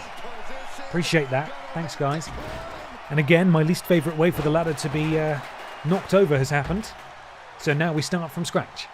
And we wait. God, we could have done like 6 ladder matches, and I'm so glad we didn't do that. Barbara raining down chairs as Pippa's mum watches on with interest. Not really looking to get involved. Just interested in what's going on. Barbara sent tumbling over the top rope. Bobby now. Ladder is set up. Everyone is down. Pippa's getting back to her feet. Look how slow Bobby's climbing it, though. Everyone is so hurt. Please don't push the ladder over. Okay, I don't mind this one. Yeah, drag her off. That's fine. But leave the ladder, because then someone else can climb it. You know? Getting the ladder up is half the battle in this match. Logistic turning her attention to Barbara Piss takes her down with that big kick. Pippa decides, you know what, I'm not going to fight you, Anna. I'm going to climb the ladder instead. And Anna is just going to push the ladder over because we're going to be here until we die. There it goes. There it goes. Drinks very quick. Go grab the title for Pippa. Oh my goodness me. Taken down is Anna Logistic. Bobby now looking to throw Barbara out of the ring for a spell as well. Buy a little bit of time. Barbara, oh my goodness me, beautiful from Barbara. Didn't really catch it fully though. Counter to Pippa. And Pippa, oh, sent flying. Barbara now, oh goodness me. Turning Bobby Babalooni inside out. Drinks Ferry backing away from Anna Logistic. Probably a good shout. Anna Logistic does still have 3 finishers to deliver. Busy night ahead of the logistics expert. And you can see the wear and tear on Barbara's back there from landing on all the ladders and getting hit with those chairs. We've got 2 ladders stacked up inside the ring. Who is going to be the one? We haven't even begun the minigame yet. No one can touch the ladder for more than 2 seconds. Package driver there. That's what I was going to say. I think Anna's just avoiding it because we forgot to put a stamp on the belt. That's entirely possible, yeah. You haven't paid the full postage. Anna setting up a ladder in the corner, maybe? Of course you got... No, just going to dump it down. Decides, actually, I don't want to do it.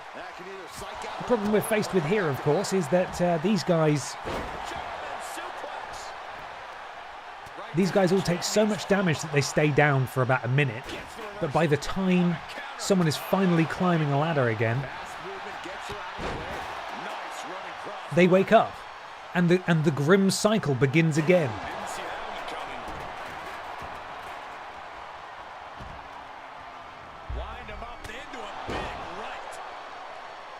And it's Barbara who reaches for the wrong weapon, grabs a chair.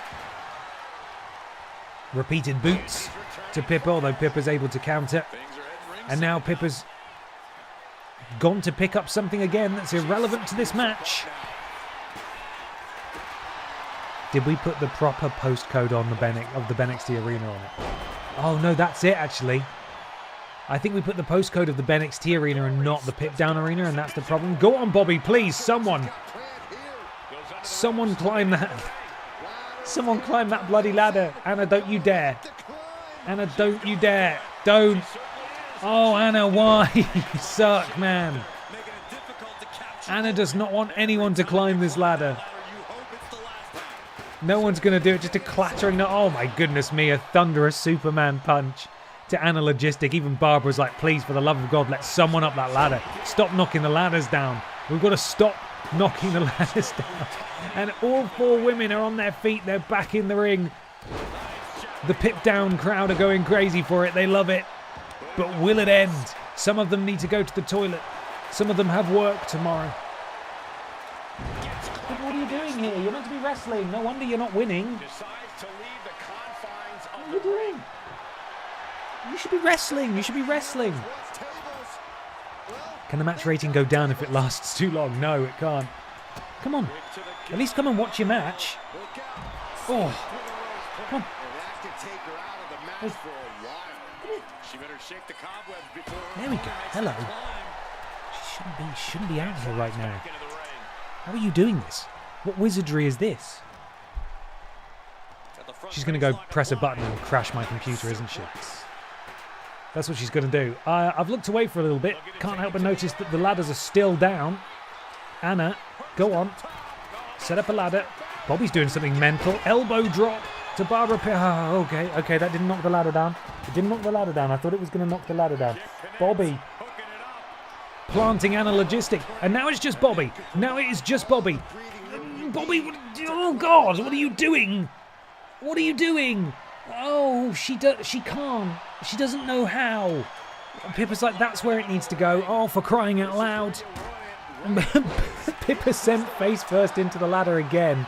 For the love of God. Somebody, Pippa, climb it, Pippa.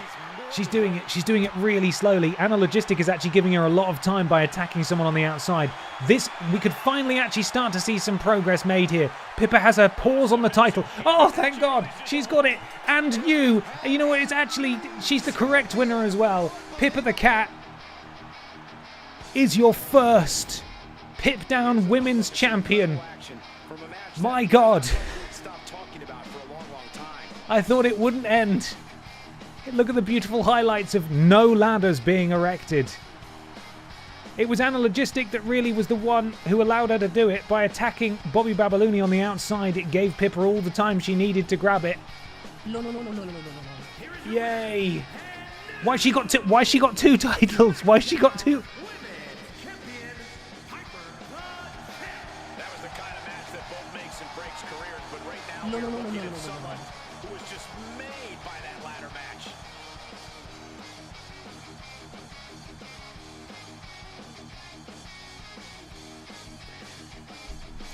Why are there two? And why is Pippa's mum? How has Pippa's mum got one? What's happened? Why is that? Has the game bugged? My assumption is that the game has bugged, and because Pippa came out with someone, they think this must be a tag title. It's not a tag title. I don't understand. Pippa the Cat has won and is the inaugural PIPDOWN Women's Champion, as it should be. Congratulations to her. So sorry, Techi Weo, for being bewildered through your generosity. Thank you very much for gifting 5 subs to the community. I really appreciate it. Welcome Vile, BamOF13, Jaoe15, Outsider Brad, and Cyber Thumbs to the thickness. Welcome all of you. That shit doesn't make any sense. I'm glad it happened because it means the match is over. She did it. She actually did it. She won the bloody match. And now, you know what? We might actually have enough time for our main event too, which is lovely. I really thought the ladder match would take up the whole thing. We're going to do it. We're going to be able to crown all of our debut champions tonight. It's one title. It's one title. I don't understand. I guess if Pippa won, the manager did too, because the managers get the wins and losses on their record too. Right, so that might be it. So the game confused itself and thought, manager is here, manager is participant, manager gets our win. Manager wins title too? Must mean tag title. Clone titles. Clone titles.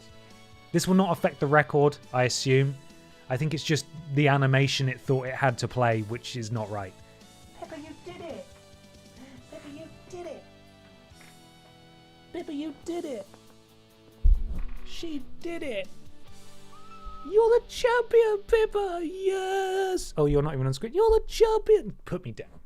Put me down. There we go. You did it, Pippa! Yes, you did. Well done. I never had any doubts apart from when you came into the room while you were meant to be wrestling. How you doing? How you doing? You're champion again. So Pippa is officially the first... Hello. The first woman on either the BENXT or the PIPDOWN roster to win both world titles. And congratulations to you, Pippa. Well done. You did it. Very well done. Now we move on to the main event. It is a Hell in a Cell Fatal 4-Way. No ladders in this one. Everyone's stuck in a big, scary red cage. Rules Boss, Disco Gary, Red Thunderman, and Simon Miller vie to be the first PIPDOWN Men's World Champion. Final match of the night, I am certain, surely. Please get your predictions in now. Get stuck in. Let's do this thing. Rules Boss. Looking to repeat the history that Pippa has made here by being the first man to win the BENXT Men's Championship and PIPDOWN Men's Championship. Record-breaking, history-making night tonight on PIPDOWN.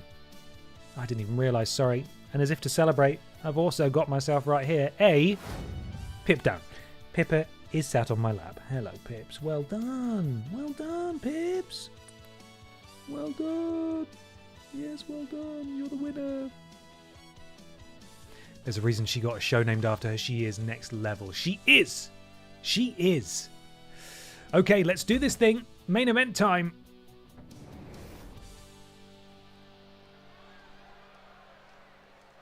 Oh, it's not a red cage at all. Never mind. The WWE universe just exploded.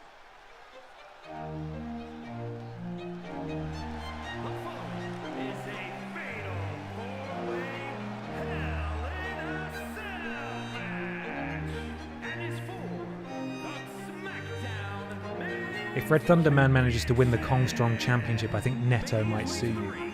Well, I don't know what Neto is, so let him try. Please don't sue me. Please don't sue me. Rules Boss here. So much on the line here tonight, guys, as we look to crown a new As I said, looking to make history. We're guaranteed to have a new Let's see how he gets on. I already forgot the order they come out in. Is it Disco Gary? and his opponents It is. from Tokyo, Japan. He's still with us. He lives. And 15 Disco Gary lives on PIPDOWN. Guys, we finally crown a new champion here tonight. That's right, the title's been vacant. Again, another questionable call-up to the main event scene on PIPDOWN. Not seen much Disco Gary, but he's such a firm crowd favourite that he has sort of been catapulted into the world title picture.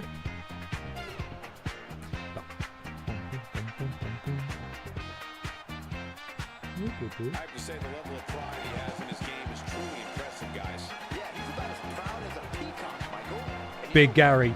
He has every right to be. Netto is a low-tier supermarket. They don't have the money for a lawyer. Wait, you don't know what Netto is? The British precursor to budget supermarkets? Was Netto a regional thing? I'm not sure. I've never heard of Netto. Might have just missed it. All right, Disco Gary, can you win the big one, my friend? All right. I love All this guy. right. It's Red Thunderman. and from the fifth dimension. He's wearing my shirt. In at 241 pounds. Whoop that thunder, as they say. Red Thunderman. Way to finally have a champion. We don't like Pepsi Man here. We like Red Thunderman. Coffee, not for me, thanks.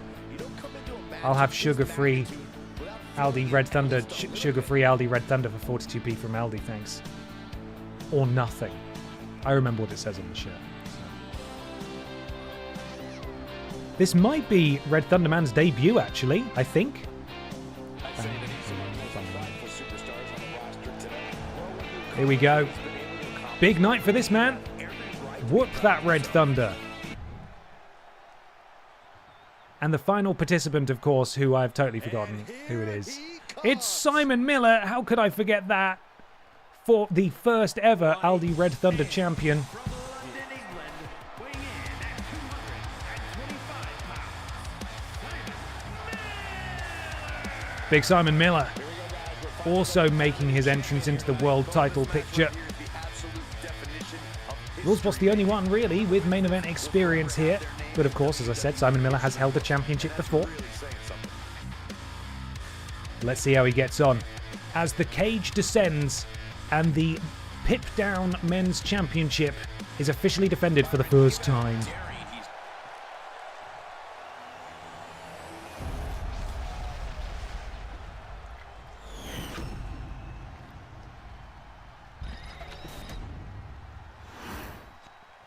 There they are, Rules Boss, Gary, Thunderman, and Simon Miller. And we are underway. We've got a fantastic view of everything, of course. Can't see a bastard thing. This is a fatal four-way. First to pin or submit. An opponent wins. It's just a normal match. It just happens to be inside a horrific Hell in a Cell structure. Now, half the fun of these matches when you play with your friends is that you can break out of the cell and climb up on top of it, throw people off it, throw people through it, through the top of it. However, I'm not sure if the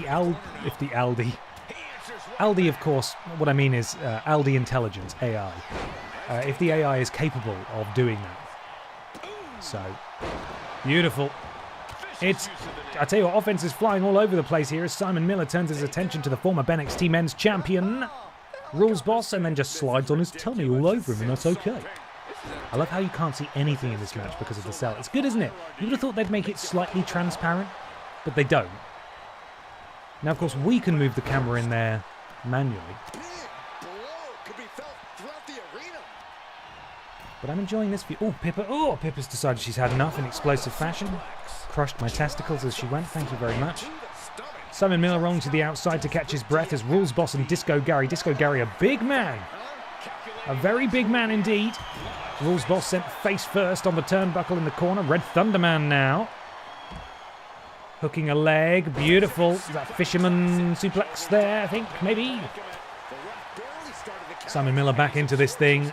Grabs a hold. Up onto the shoulders. Goes Rules Boss. Slammed down. Red Thunderman now going after Disco Gary. And Red Thunderman looking to assert himself in this match. His debut, of course. Lest we forget. Big night for him. All of these men debuting on PIPDOWN for the first time. But for Red Thunderman, it's a night of every conceivable first. Oh, manages to roll out of the way of Simon Miller. Probably heard him coming. With every step Simon Miller takes, he goes, and that's all right, and that's all right, and that's all right. And of course, you know, it's easy to get out of the way of something like that. Red Thunderman. Beautiful Northern Light suplex. I knew what that was called. Delivered to Simon Miller. It's all going to be a bit chaotic to begin with, as these guys wear each other down. And as we've seen multiple times this evening in multi-person matches, all it takes is someone distracting someone else on the outside, and then a participant in the match able to hit a big move or take advantage of a pin when no one else can come and break it up. Disco Gary with the stomp to the chest of Rules Boss. AI stands for Aldi in it, as in, where did you get your integrated smart agent solution? It's Aldi in it. It's true. And Disco Gary going for the pin now. Rules Boss breaking it up. And now, Simon Miller throwing Rules Boss to the outside, and it's Miller and Gary. Gary coming back off the ropes. Spine sit-out, spine buster there from Simon Miller. Red Thunderman able to break it up, and Rules Boss is back in, and the circus begins yet again here. Simon Miller, just throwing Rules Boss to the outside, showing his power. And showing his power as well as Disco Gary launching Red Thunderman. And again, some power from Simon Miller. White noise delivered to Disco Gary. Air raid crash, if you will. Drop kick from Red Thunderman. And look at this from Red Thunderman. This is a former world champion in Rules Boss being taken apart there by Red Thunderman, who went for the victory. Simon Miller able to break it up. And now Simon looking to deal some damage to Red Thunderman, just dumps him over the top rope, and it's Miller and Gary yet again here. I think we're going to be seeing these two going at it quite a lot. Look at Simon Miller, and that's okay. The Gorilla Press Slam to Disco Gary in the center of the ring. Miller with the kendo stick, wiping out Rules Boss, and then turning his attention to Disco Gary into the cover. Red Thunderman there, right at the perfect time to break that up.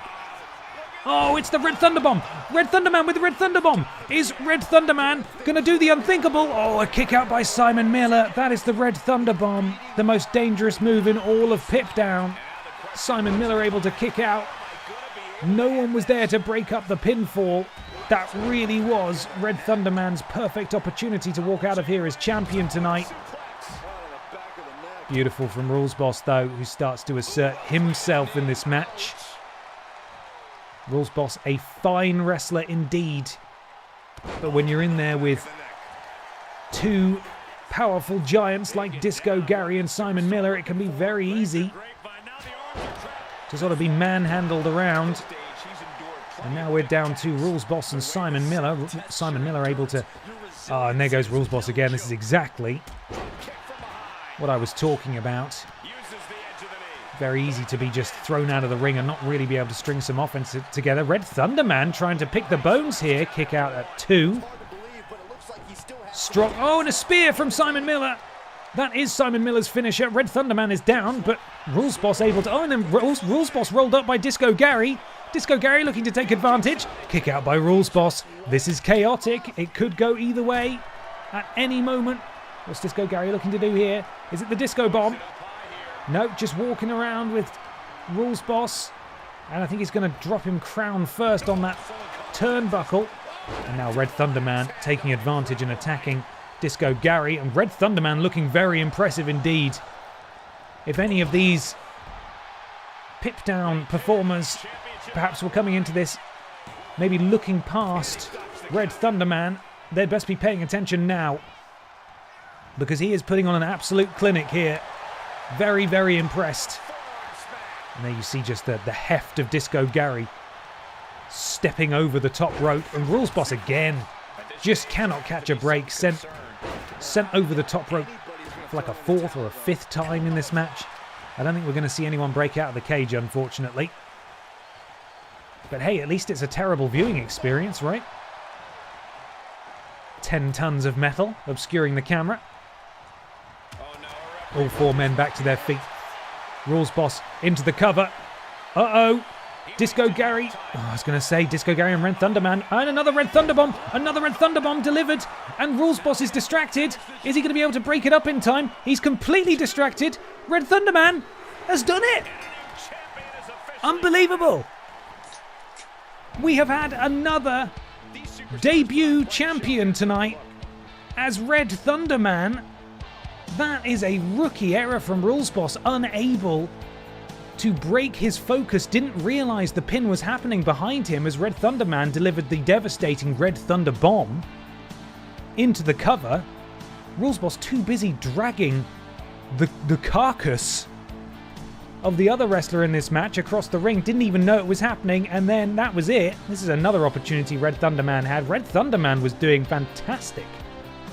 Really, really good stuff. And this is it, look. Rules Boss just unaware. That is a real blunder. He's more experienced than that. He should have known better. And Aldi Red Thunderman is the inaugural PIPDOWN Men's Champion in the main event of the first episode of PIPDOWN. Unbelievable. What a debut. Really, really impressed with this man. Can't wait to see what he does next. Makes a terrible fucking drink, but you know what? It keeps you awake when you're sleepy. Well done, Red Thunderman. Unbelievable. This is why I conned someone into driving 100 miles to the nearest Aldi. I knew it was going to happen and wanted to celebrate. You've got yourself some Aldi Red Thunder. The only way to celebrate. Rules Boss being a real Mr. Black and breaking up that pin. He's got a reputation, you know.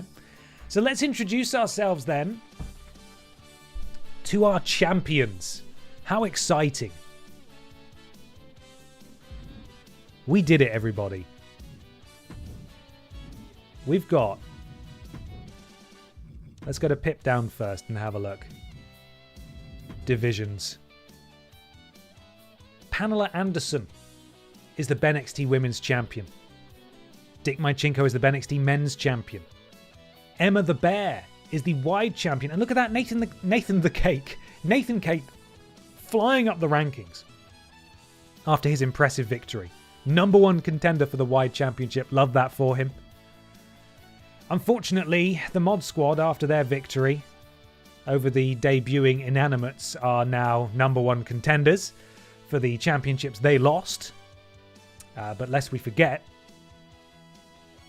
Los Pokémonos, the current BENXT Tag Team Champions, are currently in a feud with Ashley Olsen and Mary Kate Olsen. And Ashley Olsen pummeled Pao Musek pretty severely recently. So when these four finally meet in a tag team title match, it could well be that we see new champions. Dr. Anal Hill and Silas the Dog Boy, they'll get their moment. I don't know when it's going to happen. It's crazy that it hasn't happened yet. Now, the current LD Red Thunder champion is, of course, Funky Barbara Pierce. There's no contenders for that because the wheel decides who. And that's it. Vidiots is a manager, so they're not in a division. And then we go over to PIPDOWN. And here we go. Divisions. Let's have a look at these divisions because they have only just been created, so no one's moving up or down the rankings. But seemingly, Brian Michael Bendis winning another title has moved him up the World Championship ranking. Red Thunderman is your PIPDOWN Men's Champion. Pippa the Cat, of course, is the PIPDOWN Women's Champion. The current Butterfield Championship title belt champion is none other than Lord Brotovich. He did it. The boyhood dream came true. In the tag division, P-Volution currently hold the gold with a division that hasn't actually seen much action. The only thing that's moved down is the thickness for some reason. I don't really know why. But the Adams family, Best Friends, Pokey Hermanas, Santina Morello Lol, Team Redundant, they're all in the mix. And then others. Why are so few of them not in a division? Oh, it's okay. Some of these guys were my paper champions that when I assigned them, so I need to move them across. For fuck's sake. Right, bear with me. Got to open the bloody spreadsheet, haven't I? Just to make sure everyone goes where they're meant to go. Christ, right. So we need to get BB and Tina in here because they were the placeholder champions, so they go in. In the intergender, we've got Gollum. That's that. Women's, Biker Barbara Pierce. And in men's, why is Santino not? Okay, Rules Boss is in there. Yeah, that seems right. I think I've got them all now. Santino Morello are in here. Cool. We're all up to date. Brilliant. Admin, it's happening again. Can't help it. Well, I think we have, if we're very good, we have just enough time to go to the next BENXT and defend that Aldi Red Thunder Championship. I think we've got just enough time to do a battle royal. How does that sound?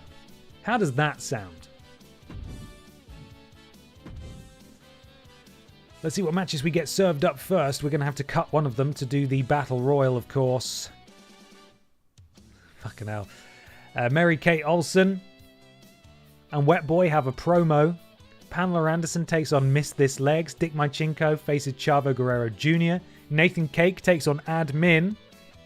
And in the main event, Funky Barbara Pierce goes one-on-one with Zombie Cheggers. I think I'm going to cut the promo because that doesn't do anything. So Funky Barbara Pierce is doing double duty tonight as she defends her title. We're going to edit this match, customize match, battle royal, 6-way, continue. It is a title match, and of course, Funky Barbara is in because she's defending her title. There we are. She's slowly getting those wins back after all of those losses to begin with. There we go. Rated 92. Jesus. Again, the stats fluctuate depending on performance, and clearly she's doing really well. So that's why she's so bloody high. Okay, let's get the wheel going. Here we go, everybody. Ba ba ba ba boo. Boo. Not PIPDOWN. The BENXT wheel. Here we go. First contender is...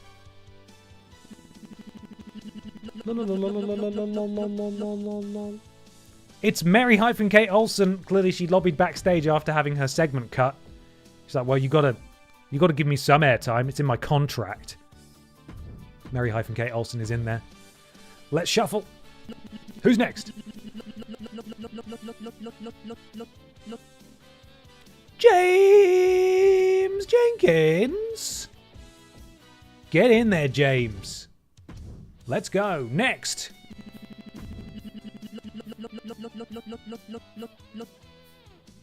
Miss This Legs, who is also in action later.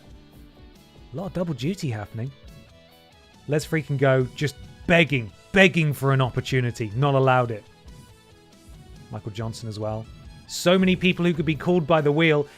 I thought that said 87, then I was so confused. Right, 2 more spaces to go. Who have we got? Rim Flare.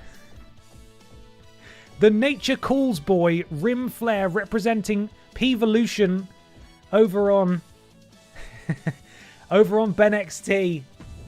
He could potentially add more gold to P-Volution. What an incredible first week for P-Volution this would be if Rim Flare could bring home some more gold to the family. And final wheel spin is...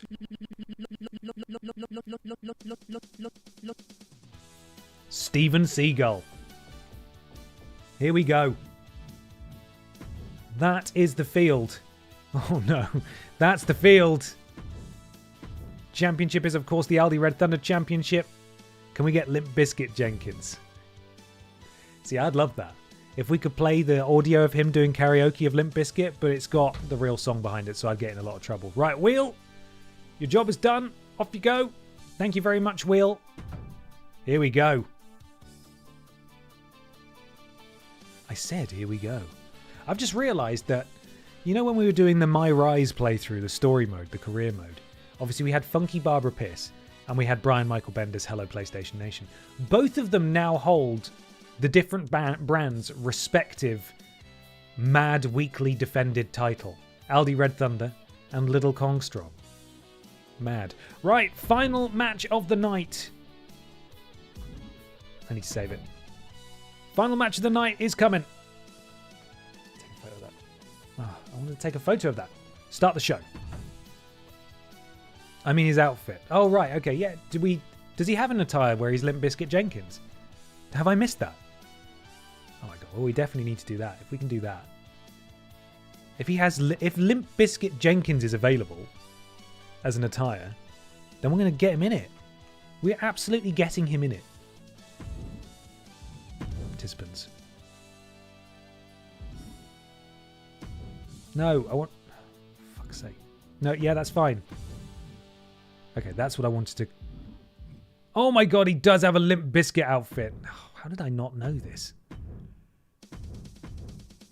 Okay. Right, main event time. Main event time. Predictions should be coming your way in just a second. Miss This Legs, Ashley Olsen, James Jenkins, Funky Barbara Pierce, Rim Flare and Steven Seagull, all vying for the Aldi Red Thunder Championship. Let's get this thing underway.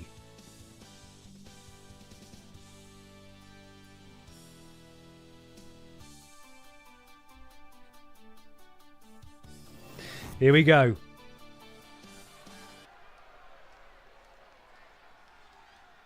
It's a lot for the game to load. Woo!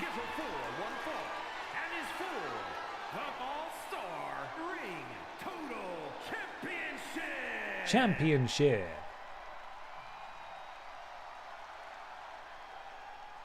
Oh, here she comes. Is this Legs? Introducing the challenger, standing at 7 feet tall, Miss This is a big time opportunity, Byron, as the title will be on the line here. You're right, Michael. It's just Legs looking to get some gold to keep up those trousers, what she has, I assume. Because she's just legs, lest we forget she's just legs. Let's see what she can do. The Olsen twins have been terrifying and tormenting the tag team division of BENXT since their debut. And here Ashley could terrorize the Battle Royal scene as well. Are you going long this week, Ben? Just doing this last match. This is the last match. That's what we're doing. Here we go.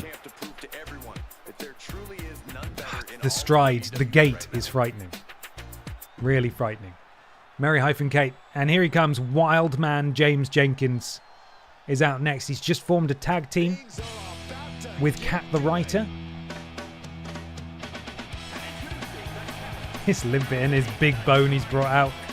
Just formed a tag team with Kat the Writer. Now going after tag gold in the BENXT tag division. Hope to see more from him and Kat very soon. Can we get a thunk, James? Can you give us a bone thunk, please? There it is. There's the bone thunk. He only gets one, though. You only get one. And get those salutes in the sky for your champion, your record-breaking champion. It's pissy time. The final piss of the stream is here. Well, if it isn't PIPDOWN Women's Champion, Pippa the Cat, you're just an attention hog today, aren't you? You just want all the screen time.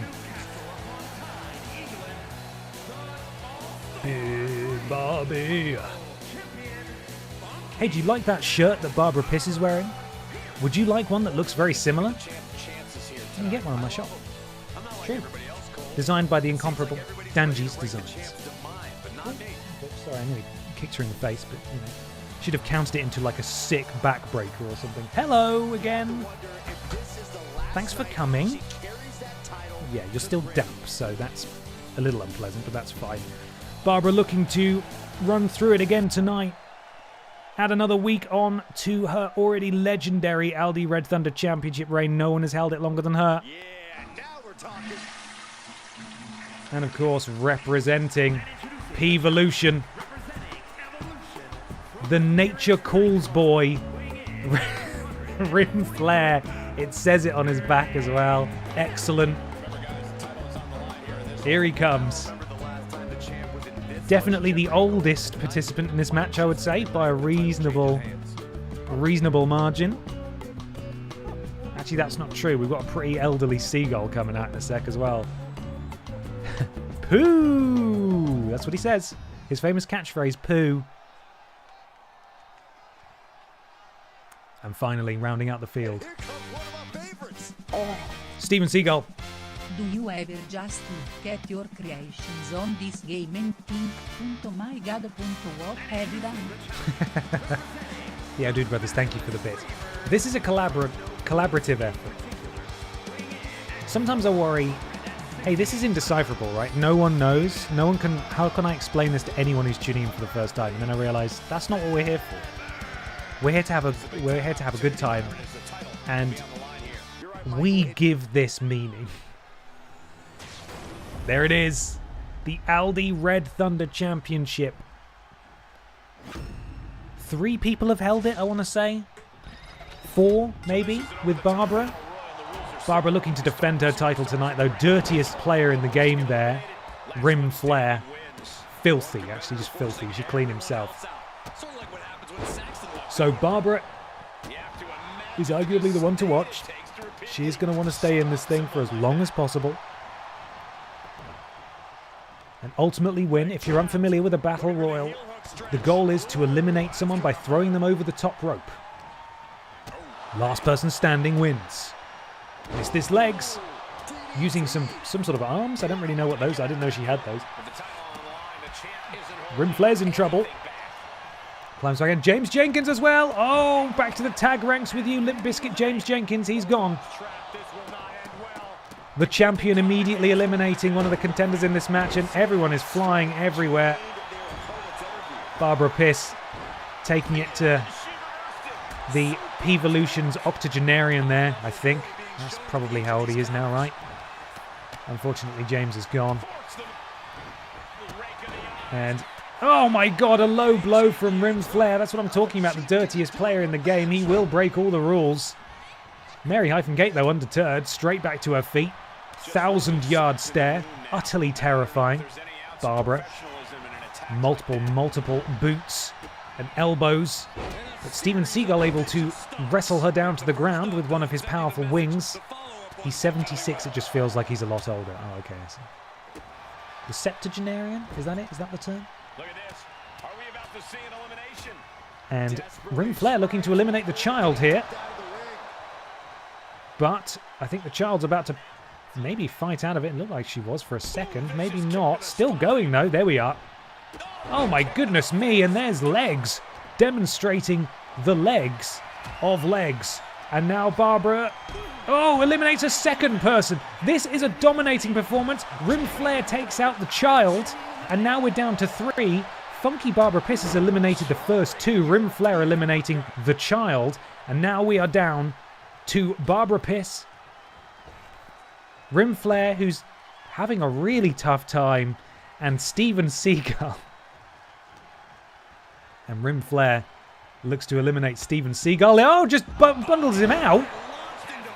I don't know how he did that.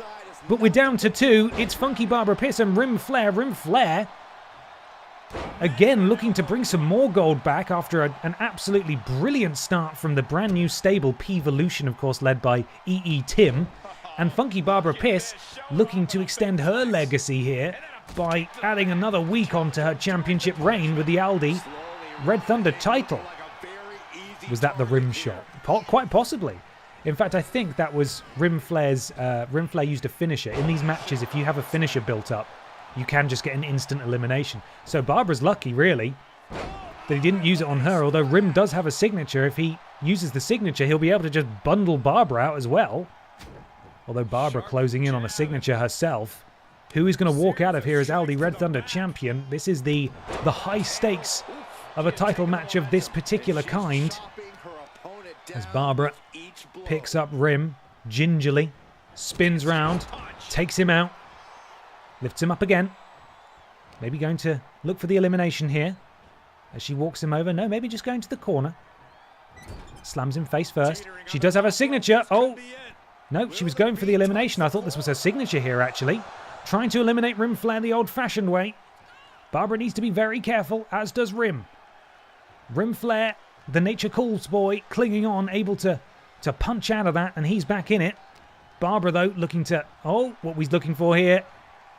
Oh, I thought he was going for a tribute there to his tag team partner, Triple Flush, a pedigree, but it wasn't. And this must be his signature. Maybe. No, it's just a delayed vertical suplex. I saw all the cameras flashing. I thought this must be it. This must be it. Impressive power from Ric Flair. That was his signature, and now Ric Flair has his finisher, and Barbara Piss is in real trouble here because Rim could just push her straight out. I think he's going to try and do it. He's got Barbara straight over, and just like that, Ric Flair in his debut has brought more gold to P-Volution. I've never seen a faction get out of the gates with quite as much momentum as these guys have. Ric Flair eliminates the longest reigning Aldi Red Thunder champion in history, and P-Volution has added even more gold to its repertoire. They hold the PIPDOWN tag titles, and now, courtesy of the Nature Calls boy Ric Flair, eliminating 2 members of the field, including the incumbent champion, he becomes the Aldi Red Thunder champion, representing P-Volution. Going forwards into the future of BENXT, what will P-Volution come for next? That is the question.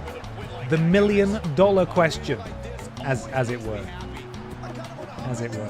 Well, I was going to raid Booth, but Booth appears to have just finished streaming, so we're going to go after Buddy Games instead, our good friends. Do send them our love. I hope you guys have had a lovely stream. Thank you so much for being here. I can't wait to see you all tomorrow evening. Same time, we're doing some Resi 3, starting it from scratch. Don't know, got really loud on that second syllable. I apologise. That final set is 1 syllable in that word. I need to go to bed. I'm sleepy. I'm a sleepy boy. Thank you so much, everybody. Enjoy the rest of your day. And I will catch you tomorrow for some of that sweet, sweet Resident Evil 3. Alright, everybody. Catch you later. I'm waiting for the raid thing to go. Fantastic. Bye, everybody. Bye.